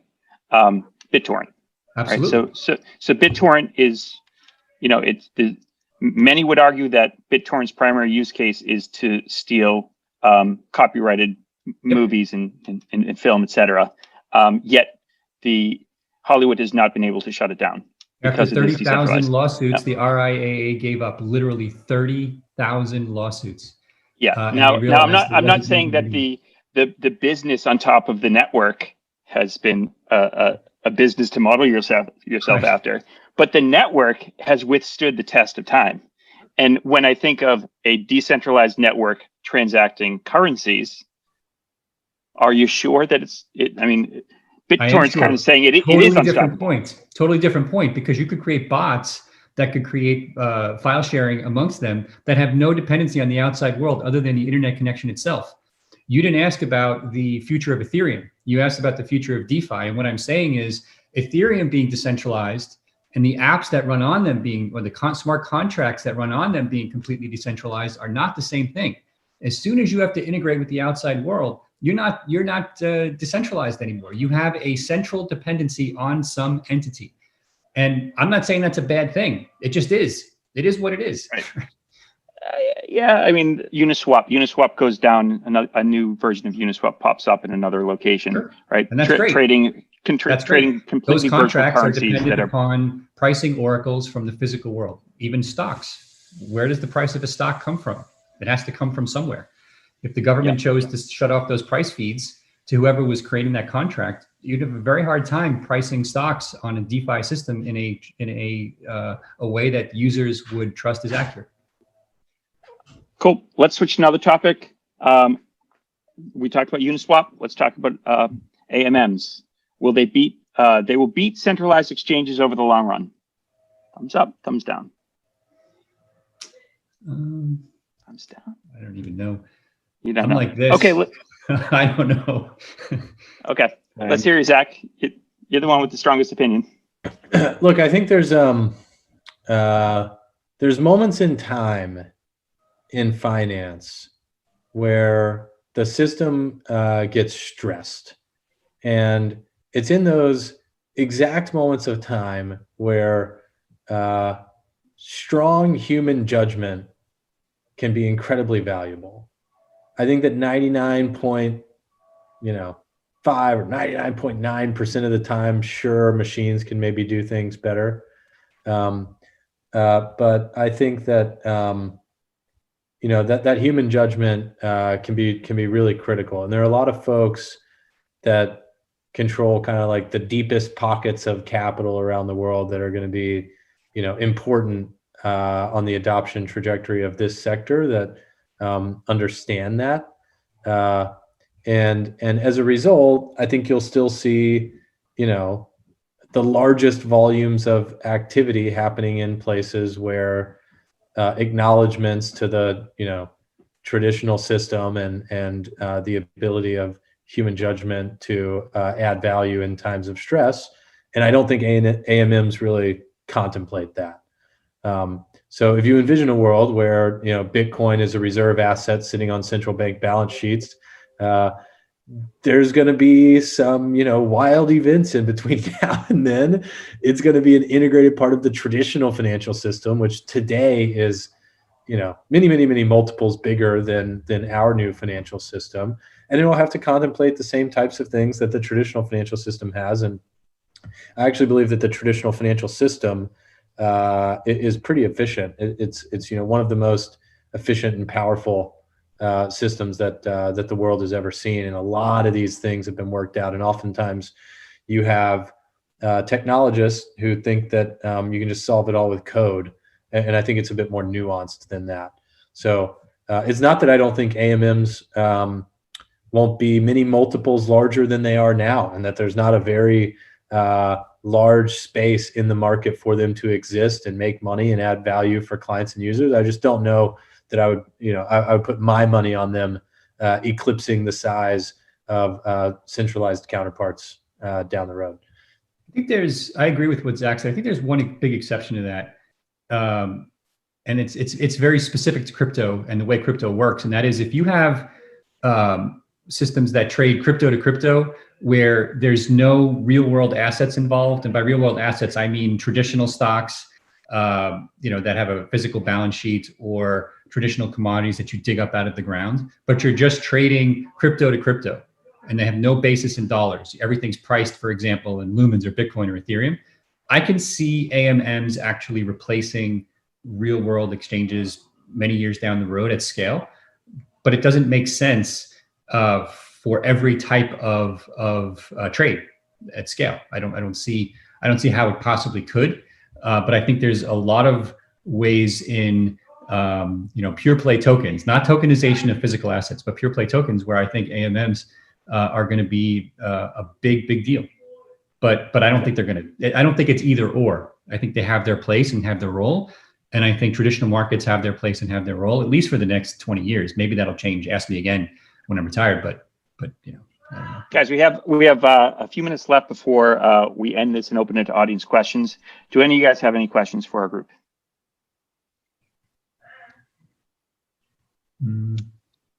I can keep going. All right, I want to know, this one's particularly interesting to Martin. Crypto lending protocols will flow millions of dollars in high-yielding crypto lending protocols will flow millions to high-yielding emerging market assets. Yes or no? Those crypto lending protocols will flow millions to high-yielding emerging market assets. So will they invest? If it's a market that is under-penetrated right now, that has a need for access to capital, will crypto lending protocols provide much needed capital to emerging markets? I'm doing it sideways because I don't know enough about it. I need to be educated. Martin, I want to hear from you, obviously, since you're in the emerging markets and you're providing lending capital. Yeah, so I say yes, because there is a capital need in most of the markets, and there's a lot of untapped potential in the crypto world. So I think they will meet at some point. I don't know exactly how long it's going to take, and it will be quite difficult as well, because there are local players that need to protect the space, and it shouldn't be a crypto market going against traditional banks. But if there's some kind of way that we can actually build something which doesn't upset anyone too much, because then everything becomes more difficult, then I think there's a huge potential there, because one market is basically not getting yields and is looking for ways to get yields and to get interest rates, and the other market is looking for capital and has the interest rates and has the yields. I think for me, it's a logical 1 + 1 = 2, but it's not going to be an easy road. So it's going to be quite a headache to get there. But I think it's an obvious kind of move, while the world is actually more connected with this kind of infrastructure. Exactly. I would say from analyzing that at Abra. What's that? I said we've spent a lot of time analyzing exactly that at Abra. We think that the opportunity is very significant, and that's probably going to breathe new life into the whole stablecoin model at some point. P2P loan origination in emerging markets is booming. It's evolving in a very different way than traditional lending in our markets. And credit score models are evolving in a totally different way. And then you have supply chain finance, for example, in parts of Asia and parts of Latin America, where Western investors are often shut out of huge short-term financing deals that are usually well collateralized. Not collateralized in the way we're thinking about it in our own little crypto fiefdom, but I think there's a mismatch between the supply and the demand there that I think crypto is going to be very uniquely qualified to help address at scale, and we're particularly excited about that opportunity. Yeah, I would say from Centrifuge's point of view, this is exactly like a use case that we're focused on. We see that there is both a access to capital issue as well as a rate mismatch, risk versus reward. Both of those prevent lots of asset originators and ultimately small businesses and consumers from getting the access to capital that they need in many parts of the world. And crypto has a great opportunity to solve that. And something that I've talked to Mark and the Stellar team about, would love to do something possibly with them. When I hear about asset originators like Martin's team at Jumo, there's an obvious need and there's great returns as well. So there seems like there's just a natural fit. And hopefully we can, both make a win-win situation, both for investors and for those that are borrowing. I think with that, we are out of time. I believe we're going to an audience Q&A next, and I will turn it back to our host. Thanks, everybody. See you. Thank you, guys. All right, well, thank you so much to that panel. We don't actually have an audience Q&A right now, but I really enjoyed that fascinating discussion. I myself have been following the market, the DeFi market, very closely over this past year, and I think that there is tremendous opportunity, as mentioned, in matching these lending and borrowing markets and seeing the development of things like AMM. So thank you so much for that really interesting discussion. Per usual, we would love to hear your feedback, so feel free to share that in the feedback bar. Also, if you haven't heard, there is another way to win swag this week at Meridian. Snap your most creative shot in the photo booth, decorate it with lots of stickers, and share it on Twitter with the hashtag Meridian2020. We're gonna pick the 10 best photos and send the winners swag. So don't miss that opportunity to do something a little fun too. So now we've got a really awesome session coming up for you, a chance to do some great engagement during our Stellar Community Town Hall. This is going to be an AMA style session where you can submit questions for Jed McCaleb and Danelle Dixon on all things Stellar. Justin, my amazing co-host, will be hosting this discussion and community town hall. So first, we've got another awesome show from the Roots, and then we'll be back with some quality time with Jed and Danelle. Enjoy.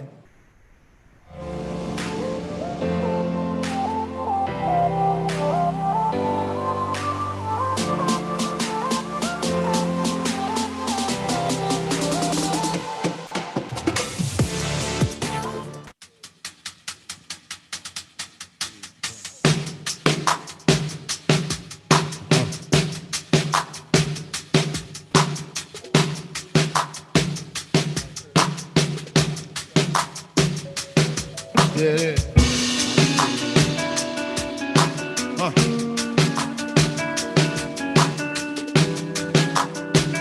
Yeah. Babe, if you are worried about where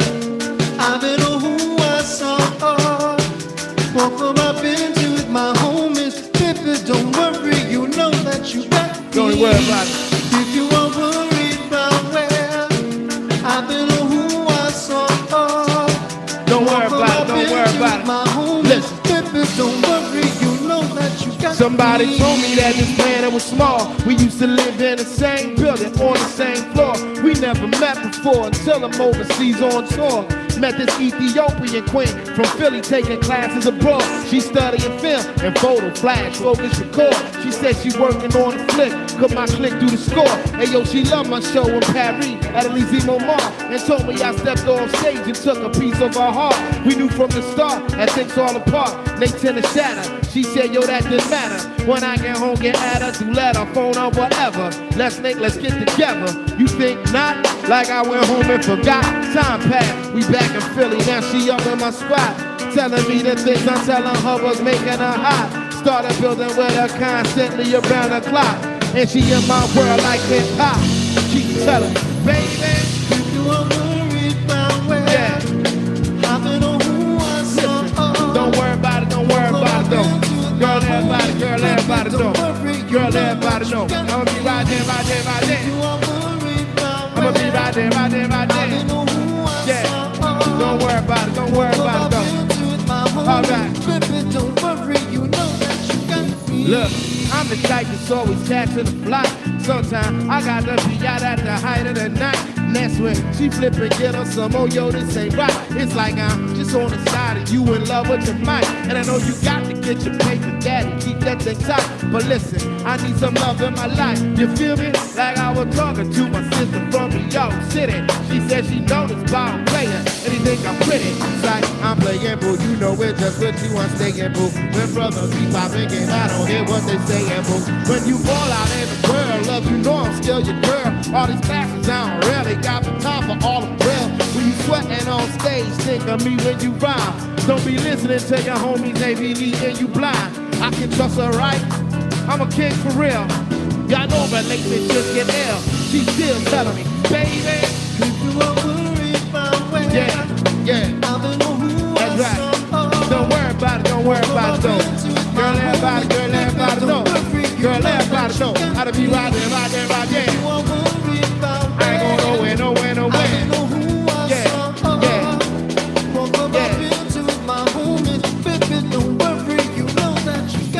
Let's make her be that chicken, then that batter be that cold cat. Whispering, she trying to play you for the fold black. Listen, if something is on your chest, just make that thing known, cause I'm not every 5 minutes all up on the phone. Look, the topic of trust is just a matter of fact. That people, they be biting backs and trying to fracture what's intact. They'll forever be. I'm not on some look, I'm a celebrity. I deal with that real, and if it's artificial, let it be. I seen people caught in love like whirlwinds.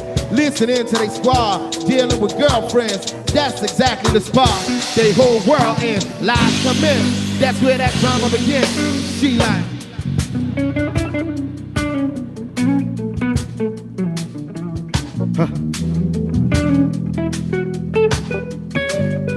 Kirk Douglas on guitar right now.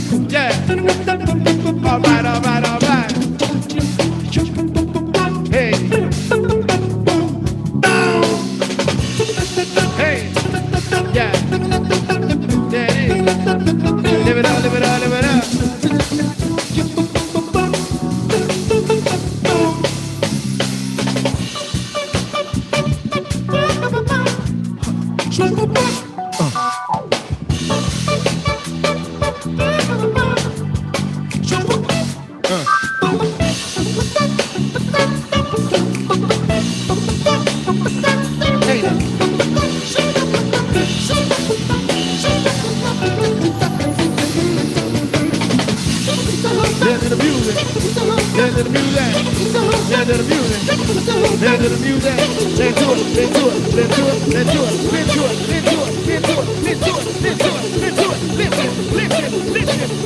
Listen. Listen to it. Y'all get about with a man who can do it.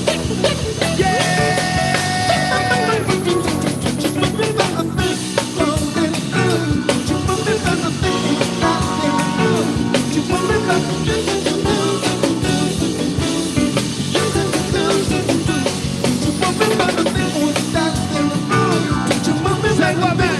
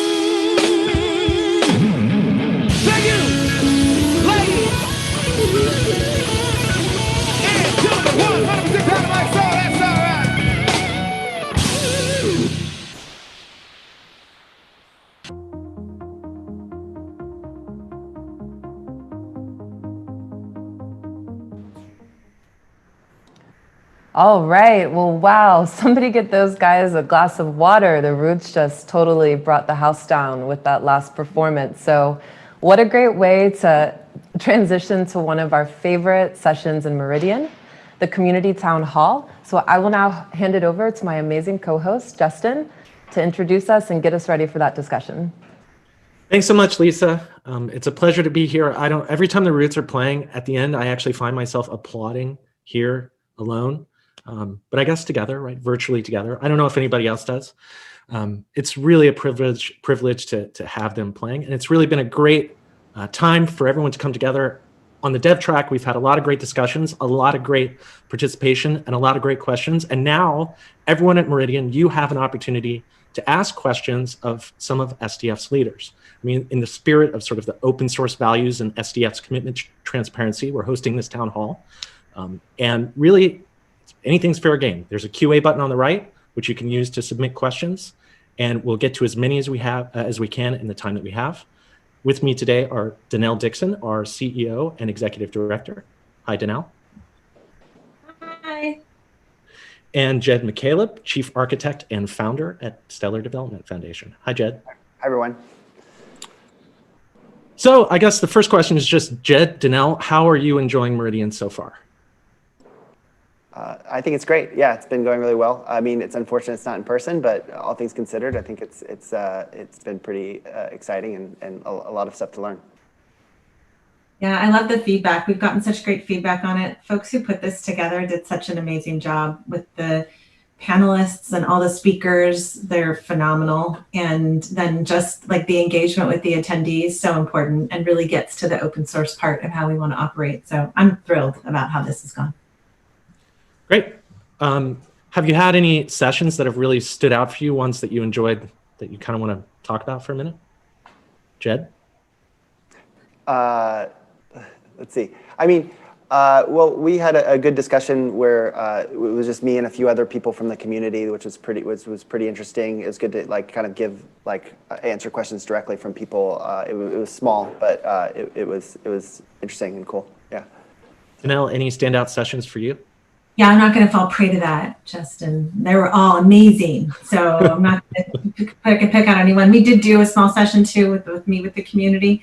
And that was really fun just to talk. Like it was just like sitting there talking to friends. So I love that. But, you know, it's been, I mean, the whole thing, like having the roots is, and those interstitials has just been kind of calming throughout the whole thing. So it's been great. Great. Well, questions are coming in now, and this is also obviously an opportunity to interact with the community and with everyone watching. First question is just about engagements. It's from Hans. What can I do for Stellar? I'd love to be a part of the ecosystem and contribute from my end here. What can Hans do? Wow, it's a great question. I think, Hans, like you can, first of all, like getting the word out about what Stellar can do and what all these awesome companies that are building on Stellar are doing is pretty phenomenal and a great way to do it. You're technical, obviously, we would love for you to develop and to be creative and innovative for your area on Stellar and to help us to make the platform and the network even better than it is. There are so many ways to just get involved in the community and get involved in the discussions. And I think that whatever your level and your ability to be able to do that is, we just really welcome it. Yeah, I would agree. Yeah, I mean, obviously we don't know what you're capable of, but just, you know, there's just a lot of education that needs to happen about Stellar, especially in the crypto world. I mean, it's not really, people don't really understand what Stellar is and how it's different from other things. And so like being able to explain that to people and being able to like tell the story of what Stellar is I think super important, and why it's different from these other protocols out there, I think would go a long way. So great. And now there are a couple of questions, one for each of you, sort of about how things are different now than when you started. So first, Jed, what are your thoughts on how the community and the ecosystem have grown and changed since you first started Stellar? Yeah, I mean, it's obviously changed quite a lot, right? So I mean, it's been over 6 years now. Yeah, I mean, I think it's matured a lot. There's a lot of people like actually like building real things on the network now. Like crypto in general has matured a lot. So all that's been really encouraging to see. And there's more anchors in the network now. So it's like possible to do other things besides just build anchors and wallets and stuff. So there's other things that you can do now with Stellar, which is exciting. And there's just a much larger, more vibrant community now than in the beginning. And so it's just been great to watch the whole thing unfold. So. Janelle, for you, is there anything that surprised you since you joined the blockchain world and the Stellar community? Oh, I think the thing about the blockchain world that you know, I've been in technology for a really long time. I think the one thing is the blockchain world is they're very active and very excitable and very excited, and sometimes in a great way and sometimes in a negative way. So that sort of surprised me a little bit to see it be even more activity and more excitement and sometimes more criticality. I'll say that I think I joined SCF and Stellar at just kind of like the perfect time, because Jed and others had been spending so many years like laying this amazing foundation. And then when I came in, we were just about ready to move everything forward. And so if you just even look at the difference in the network from May of 2019 when I started to today, it's just remarkable. And I'd like to take credit for like me being the one to have done that, but it's not. It's actually the community and all the people that built on it and the foundation that was laid during that time, during the prior, before I got there. And so we've just been able to really build on it. And I can't like express how exciting it is to see the use cases like operational as if it's just like normal operating procedures. It's not like, oh, wow, let's get excited about this transaction. They just happen and they're working, and it's wonderful to see. So I think that so much work has been done in years past, and then this last 18 months, it's just exploded. So it's been awesome. Great. I have some questions about regions. I know that in your opening speech, Danelle, you sort of highlighted Africa and you highlighted Latin America. And now I've got one person sort of asking what's in store for Europe and what's in store for Asia. Are there projects happening in those continents that we're excited about, that you're excited about? Yeah, well, I mean, Europe is, every region is different. And that's the thing that's really important is you have to think about what's necessary in those regions and what the needs are. And we're already seeing, obviously we have Tempo, we have a lot of other projects that are starting to build in Europe. And so I think we're going to see a lot more anchors in the next 6 to 8 months, even in the European market. And I think that's going to be able to allow not just remittances from a consumer standpoint, but businesses. So we're going to see a lot of business activity from there. And Asia is just an area that is so important because the needs in Asia are diverse, and yet there are many, and that there's already such wide acceptance of digital assets. And so what we're going to see some also anchors. When again, like the anchor is like that foundational layer that you need to put to make everything sort of work together. And so we're going to see some of those anchors coming on in the first quarter, and I think that's going to be really helpful for us to really create Asia. I mean, we already do have some really strong partnerships there, but we're going to see even more, I think. Great. A follow-up question to that, and I really like the way that this one's phrased, so I'm going to read it exactly. It's from Mariano. It says, I still remember my welcome email 6 years later, seeing how it has improved from the SDF perspective. Apart from anchors, what services would you like to see run on Stellar? Onward. That's the end of the quote. It ends with onward, which I like. Let's see. Yeah, obviously anchors are like the fundamental thing. Like those have to be there kind of before you do much else on Stellar. So like assuming those are in place, then there's just a range of things that I think can start to be developed, you know, all the way to things like that DStock are doing, where it's just like random equities on Stellar, to like things that like Cowrie's doing, where it's just moving money cross border for these like businesses.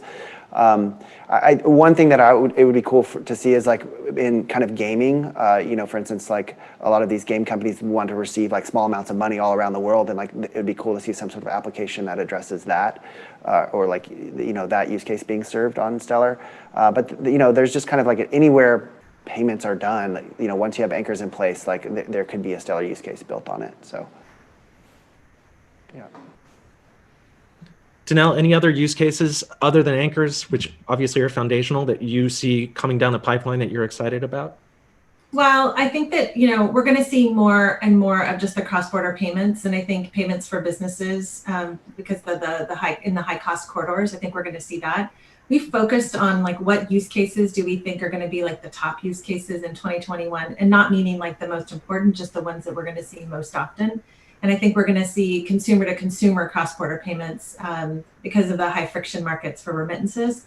And then I think we're going to see more access to financial services, like the, you know, savings accounts and investing in securities like DStock and like what others have offering. So I think that we're going to see more of that. And what Jed just mentioned in terms of gaming, it's sort of one of those, when I was in the browser world, like one of the things I always wanted to see were these micropayments being so simple. We see some of this happening with Satoshi Pay, but we see some of this happening with others. We saw some in the hackathon that folks talked about, like, and built applications around that. And I think anything that can allow microtransactions with ease, such like given that the fact that it's so cheap to be able to do those on Stellar, I just feel like that solves a huge need. So I think that's going to come, and we're going to see a lot more of that as well. And that's not going to be like this amazingly unique and creative thing. It's actually solving a real problem that everywhere in the world we have. Like, so I love that use case because it's just something that it's something on the content side of the web that is like a really important thing to be able to get right to.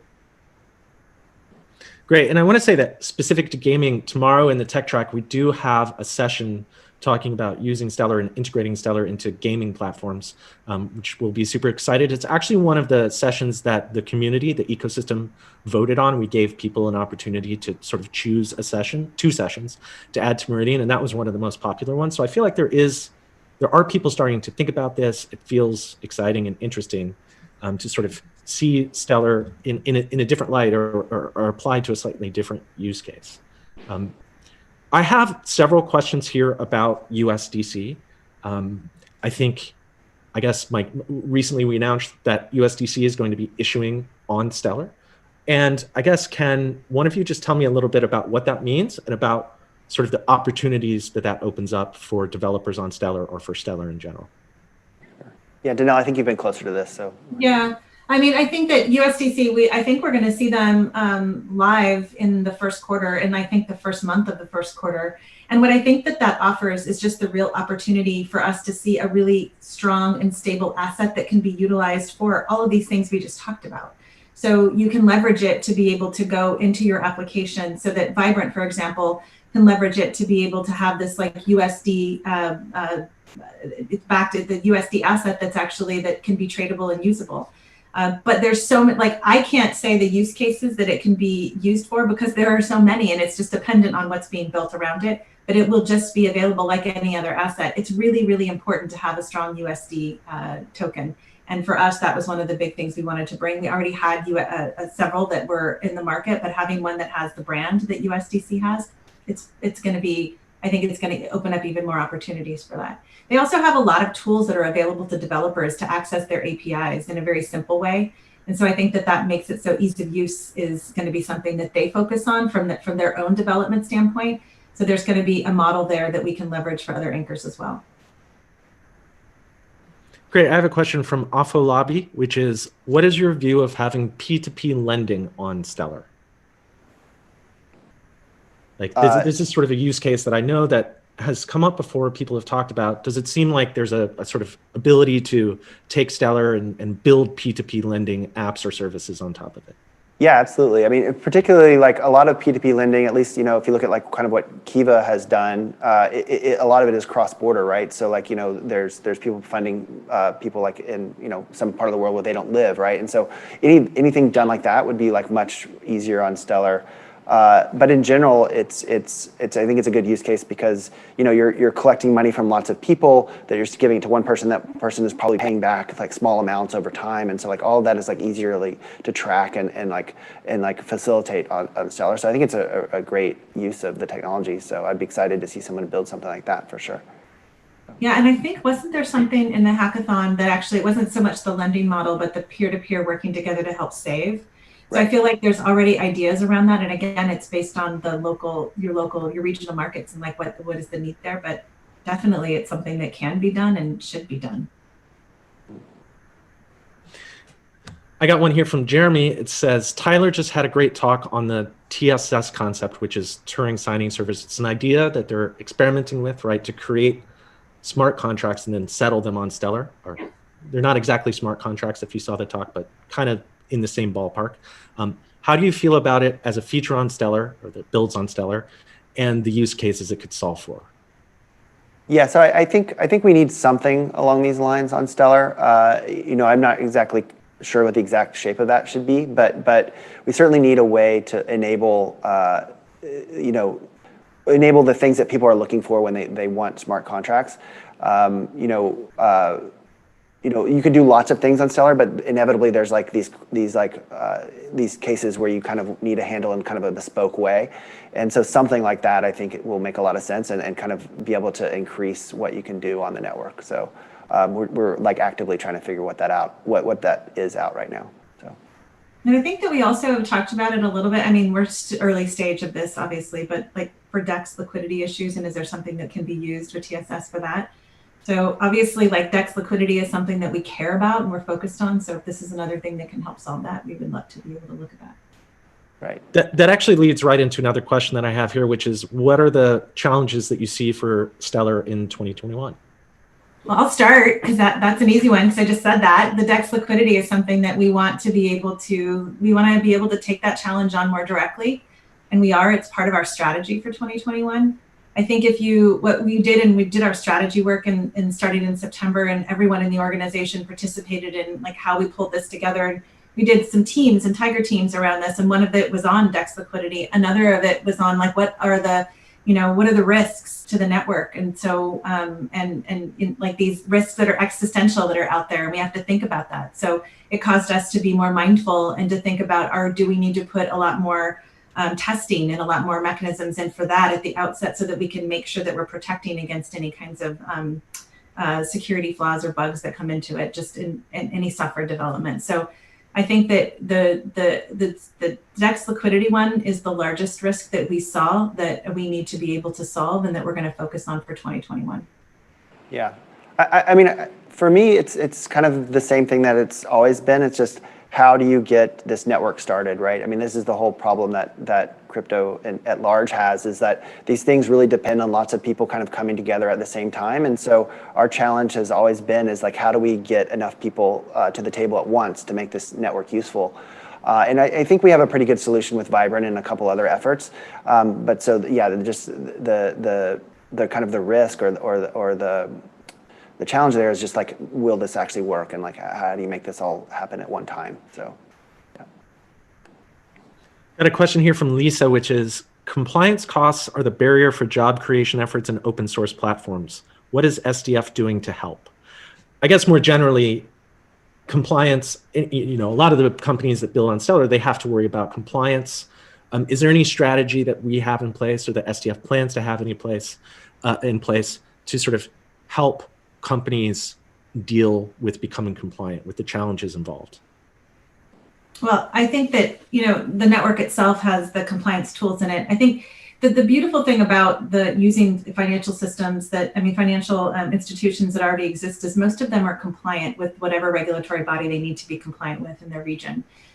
Stellar allows them to be able to set it up and set the infrastructure for themselves up in a way that makes the most sense from a KYC standpoint, AML standpoint. They can use the tools when they feel like they need to use the tools from that standpoint. So I'm not sure, like from an open source project standpoint, we focus on what are the, you know, even if you think about what we're doing with Vibrant, and when Vibrant is heavily reliant on the anchors that it's working with to make sure that they're compliant in their region, that they're doing the work that they have, and that they have the customer relationships. So we're constantly trying to improve like the flow of information in the Stellar ecosystem proposals, making sure that we're actually responding to the needs of these applications in the community with respect to that. So we're always going to be looking at it from a code-based standpoint, and like, how can we make it simpler and easier, or what proposals can we put together to do that? And then obviously we spend a lot of time policy making and working with regulators and working with bodies all over the world to help to make it so that people feel that they can trust Stellar and blockchain generally. And I don't know if you want to touch this, but there is a question about 2021 and the changing regulatory landscape as a result of the election. What changes do you see coming forward in 2021? What new challenges dealing with regulators do you foresee? So it's funny, we keep getting this question asked, and I think the answer that the most honest answer I can give is they're in the US, like we're not just US focused, but that definitely the US election is what this is targeted on. There hasn't been a big change in the shift in the policymaking branch. So if you think about how the House and the Senate have shaken out, like there hasn't been a big shift in that. We have our challenges with respect to making sure that we do our part to educate and provide as much information as we can to all the participants and all the constituents in that branch of government to make sure that they feel comfortable with blockchain and with Stellar in particular, and with decentralized networks, because that's a big focal point for them. A lot of them want it to be more centralized, not surprisingly, because that offers more control. So we have our work cut out for us there, but that's not different than 2020. That was just there. And then from the other branch of government, which is the presidency and like the administrative body there, I feel like what we saw in the Obama administration was a really interesting focus on technology and new technologies. They actually had an office that was dedicated to this. We didn't see as much of that under Trump, but we also didn't see any harm coming to the blockchain space under the Trump administration. So I do feel like there's an opportunity to engage in these new technologies and to get that to get the Biden administration to be really focused on them. And we're going to do our part to do that. But that doesn't change that we still have the rest of the world that we need to focus on, because the US is important and we need to, I think, create some regulatory stability in the US. But our focal point is not the US. Our focal point is the global market. And we'd like to see, you know, this sort of nice regulatory engagement happen all over the world. Jed, I have a couple questions, I think, for you that are about sort of technological stuff. What connection do you see between Stellar and Ethereum? And related, how do you feel about DeFi? Let's see. Well, I mean, there's no direct connection between Stellar and Ethereum. I mean, are they meaning how these things will work together or how they compare against each other? I mean, I think it's a question about how they might interact or interoperate or live side by side in the future. Sure. Yeah, I mean, they're trying to solve very different problems. I mean, there's, blockchain, all these different projects kind of get lumped together, but they're really solving very different niches and issues in the world. So, Ethereum is just this very generic protocol that can kind of do any kind of computation in this decentralized way, which is great. But it also has the downsides that any computation that it does do is going to be kind of like slow and inefficient. Whereas like Stellar is like tailor purpose to do this one particular thing. So it does it really well and efficiently and quickly, namely like store representations of other kinds of value, like store different kinds of like fiat tokens or crypto tokens or whatever. And it's built to do that. So that's going to be very effective and good. But if you need to do more complex stuff, like make a distributed prediction market or something like that, like Stellar's not your tool, whereas Ethereum probably is. So they just serve different purposes in the world. So I imagine they'll continue to kind of live side by side and it'll be fine. As far as DeFi, that's just also just like this broad category. I'm not sure what falls into that and what doesn't. I mean, I think the craze that's kind of going on now in Ethereum land. I mean, a lot of it I'm worried is going to blow up at some point. But some of it is legitimate and some of it like makes a lot of sense. And like, those kind of things. We hope to like the things that make sense. We hope to like kind of like port over to the Stellar side of the world. This is kind of going back to the Turing complete scripting service thing. Like a lot of the impetus for doing that is to like provide some of these DeFi like services that people want and are asking for. So I think like most things in crypto, there's like good things and bad things in it, and nonsense and stuff that makes sense. And we just kind of have to like sort through and find the things that actually work and are good for people. So when the ecosystem has needs, problems that they want solved, what's the best way for them to convey those needs to the SDF and to the rest of the ecosystem as a whole? Like how can someone who has an issue that they want to sort of talk about, how can they bring it forward? Yeah, well, they should email Justin. Same thing. Justin's our guy. You can email me at justin@stellar.org. Actually, you really can. Like it is true that not only actually everyone here, everyone at Meridian, all very accessible, and we actually do listen and we actually do want feedback. Oftentimes when we want feedback, it's not as easy to get it as you would think, right? Like, please tell us what you're thinking at all times, because yeah, I mean, in a way, the people that use Stellar, these are the people with the most insight into what it needs to do, what it's not doing. Feedback, great. Yeah.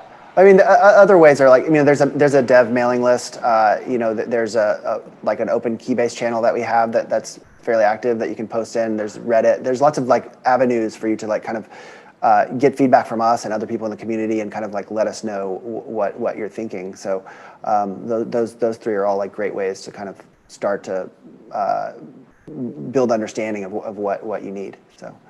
And the other, when Justin said that it's sometimes hard for us to get feedback when we want it, we do put out proposals and we don't put them out just because we think we're 100% right all the time. We actually do want feedback. And sometimes when we put them out, we don't get as much feedback as we would like to, or as we think we might. So I think just be very active and we want to know. We're not going to always agree with you and you might not always agree with us, but we're going to try our best to be able to get that feedback, understand it, and then try to do the right thing as a result. Question from 2. Ripple is talking about moving their headquarters abroad due to uncertainty and regulation. Would SDF consider the same move if the US is not creating a level playing field?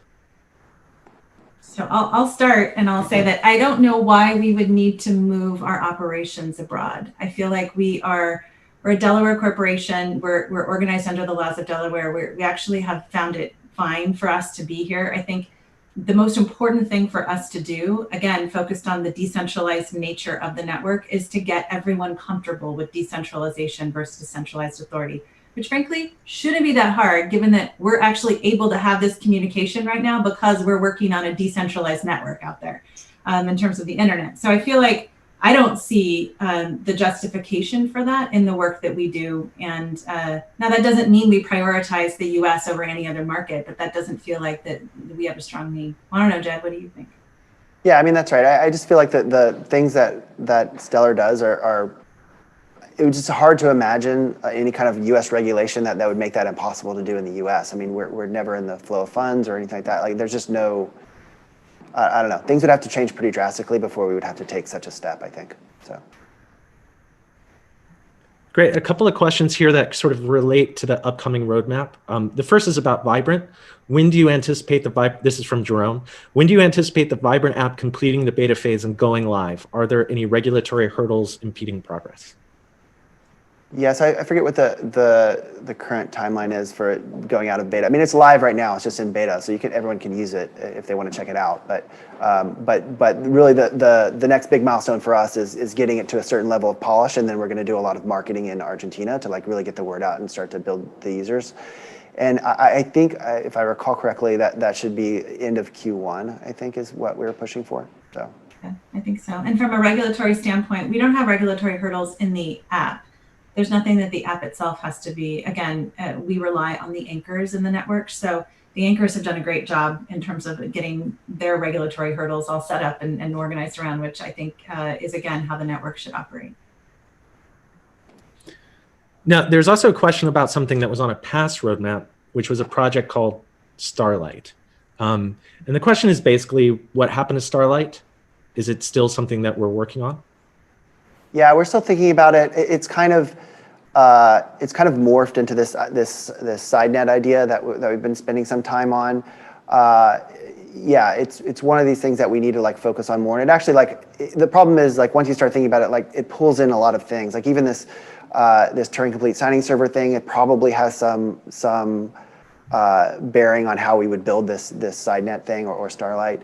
Can you tell us just a little bit about what it means, like what Starlight is or was, or what SideNet is or was, what it does, what it's trying to solve for, and what we're planning to do with it? Yeah, so the basic idea is that at some point, if you want Stellar to be this kind of global network, you start reaching these kind of like scalability bottlenecks. Because it is this public network where everyone has to see every transaction, and that just won't scale to the whole world. So you need to do something like this payment channel concept that they have in Bitcoin, which is like Lightning, where that or something equivalent to that, where basically you can move a lot of the transactions off of the public chain and only resettle back there periodically, right? And so Starlight was a payment channel version of that, and then we realized that we can kind of do something a little more generic, and that's what SideNet is. It's kind of like it's a superset of what Starlight would be, and it allows you to do a few other things, and basically it would also subsume this Turing complete signing service thing likely. So, but the essential idea is you want to be able to provide something more scalability and also more privacy for people and more bespoke operations that you can't do in the normal network. So like being able to combine kind of all three of those things and the DEX stuff, so all four of those things, it's just taking a lot of it's taking a lot of time to get it right. We want to just make sure the system is done right rather than just like kludge on the first thing that we kind of come to. So it's taking longer than we had hoped. But it is going to be a focus of ours for 2021 to be working on it throughout 2021, targeting like a 2022 availability, because we're looking at use cases in the end of 2021 and beginning of 2022 that would have it. So something that's important.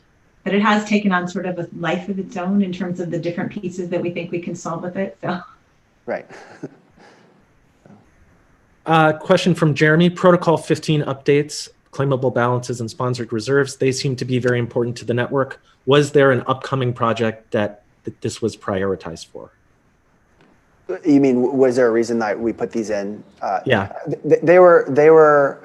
A lot of these things are driven by what people need to make Stellar useful in the real world. So a lot of it's driven by Vibrant and other projects out there. They're like, if we had this feature, it'd make our lives like a million times easier, that kind of thing. And so that's kind of what's driving those things. I mean, both of those just make it way easier to like have actual real world Stellar services. So. Question for you, Danelle. How has SDF grown since you started your tenure, and how many people work at SDF now?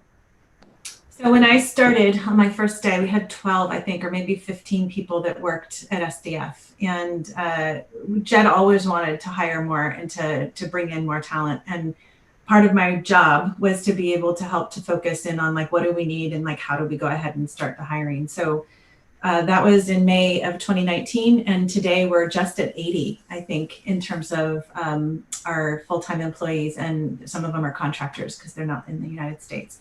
and which is just remarkable growth. We've grown, I think we've hired like 35 folks over the COVID period. So from February of this year through now. And so there's just been a tremendous amount of growth, real focus on making sure that everyone aligns with our values, spending a lot of time on video over the last 9 months to be like meeting people and to having them meet with like more of our internal employees as they're going through the process, just because of the need to not, the inability to meet people in person. So there's a tremendous amount of growth in terms of our talent, which is our most important asset.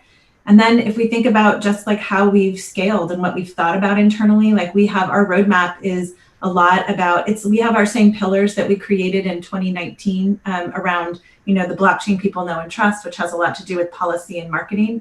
And then we also have the part about it, which is usability and scalability of Stellar. And that is a lot about our technology, but also about the ecosystem and being responsive to that. And then if you think about the other parts of our network that we need to really focus on is the use cases. And so developing like the assets internally, not just in terms of the Vibrant itself, which is one of the use cases that we build, but making sure that the network actually responds to those use cases, and then having the enterprise fund so that we can invest. So all of those changes happened in 2020. So it's been a remarkable transition from like even just where we were in the end of 2019 to where we are today. So it's been amazing and like sometimes overwhelming to think about how much we've grown. And is there going to be more clarity or just somewhere that people can sort of understand or read about or hear about our SDF's 2021 objectives? Yeah, so tomorrow I'll give a talk on it. That'll be part of the discussion that we have at the closing, but we will publish this year. We didn't do it last year and I'm not exactly sure why, but we're going to publish this year more of like our roadmap, not just from a technical roadmap standpoint, but really focused in, we have our strategy for 2021 already that we've put together, and there's some refinements here and there, but we'll publish that so that everyone can look at it, hopefully think it's amazing, or tell us how wrong we are. And I guess I have a question here from Raymond that feels even more forward-looking than that. Where do you see Stellar in 5 years? So yeah, for me, like I think in 5 years' time, I would really like to see it used in some region of the world pretty widely. So, hopefully we establish this foothold in Latin America, and then it's used there for like, payments, remittances, all kinds of things. And building this thing to our ultimate vision is going to take quite a long time. But I really think that we have enough in place now. So we're in 5 years' time, we'll be used in some region, whether it's Southeast Asia or Africa or Latin America or a combination of these things, where a good number of people are actually using this day to day, and it's actually like improving people's lives. I mean, that's what we're aiming for here. And I think that what we talk about internally, at least part of our strategy, again, our strategy work is to really focus on it being the global payment standard. And really what that means is it's just interoperable. It makes it so that we can interoperate, and there's just so much more usage and opportunity because of that. So if you think about how we can enhance that financial structure that's there, but then also interoperate with all the new things that are coming on, that's sort of our goal. And 5 years out, we would love to see that be the standard. Final very important question from Sam. Any chance of a Stellar store? They would, to buy shirts and mugs, Stellar coffee. The mug that is on that desk where Jed is sitting right now has been a really popular feature. Are we thinking of pivoting to be a creator and seller of physical goods? We haven't actually thought about using that as our revenue model and shifting over there. And I'm just going to say again that I still don't have my socks, and I still don't have any of the swag that all of you out there have. So I don't know, Jed, if you got it, but somehow it missed my doorstep. Not yet, not yet.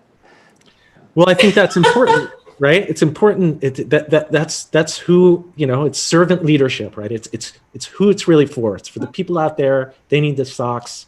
You guys will get the socks very, very last. How does that sound? That sounds great. That sounds just fine. And hopefully we will have an opportunity to be able to provide even more and more swag over the years. So we'll focus on that, but probably not a store. Awesome. Well, thanks so much, everyone, for your questions. And thanks so much, Danelle and Jed, for doing this. It's really great just to have an opportunity to sort of hear from and interact directly with the community. And it is really amazing that you're all here as part of Meridian. We just couldn't do this without you. In fact, there is no Stellar without you out there in the world. And that's it for the main session today at Meridian. But there is still one more session at 6 p.m. Pacific. Christine Tu, Director of Business Development at the SDF, and Joe Tussin, CEO and founder of Change, are going to talk about what it takes to build and scale a remittance business on Stellar. Now, tomorrow, we've also got another day of programming kicking off at 8 a.m. With a conversation with Danelle and Reid Hoffman, co-founder of LinkedIn and partner at Greylock, about building network effects, which is something that Jed mentioned as being super critical. Makes a lot of sense. So trust me, you don't want to miss that. And thanks so much to everyone for being a part of Meridian today. Wherever you are in the world, have a good morning or a great afternoon or a decent evening, and I will see you soon. Bye, everyone. Thanks, Justin. Thanks, everyone.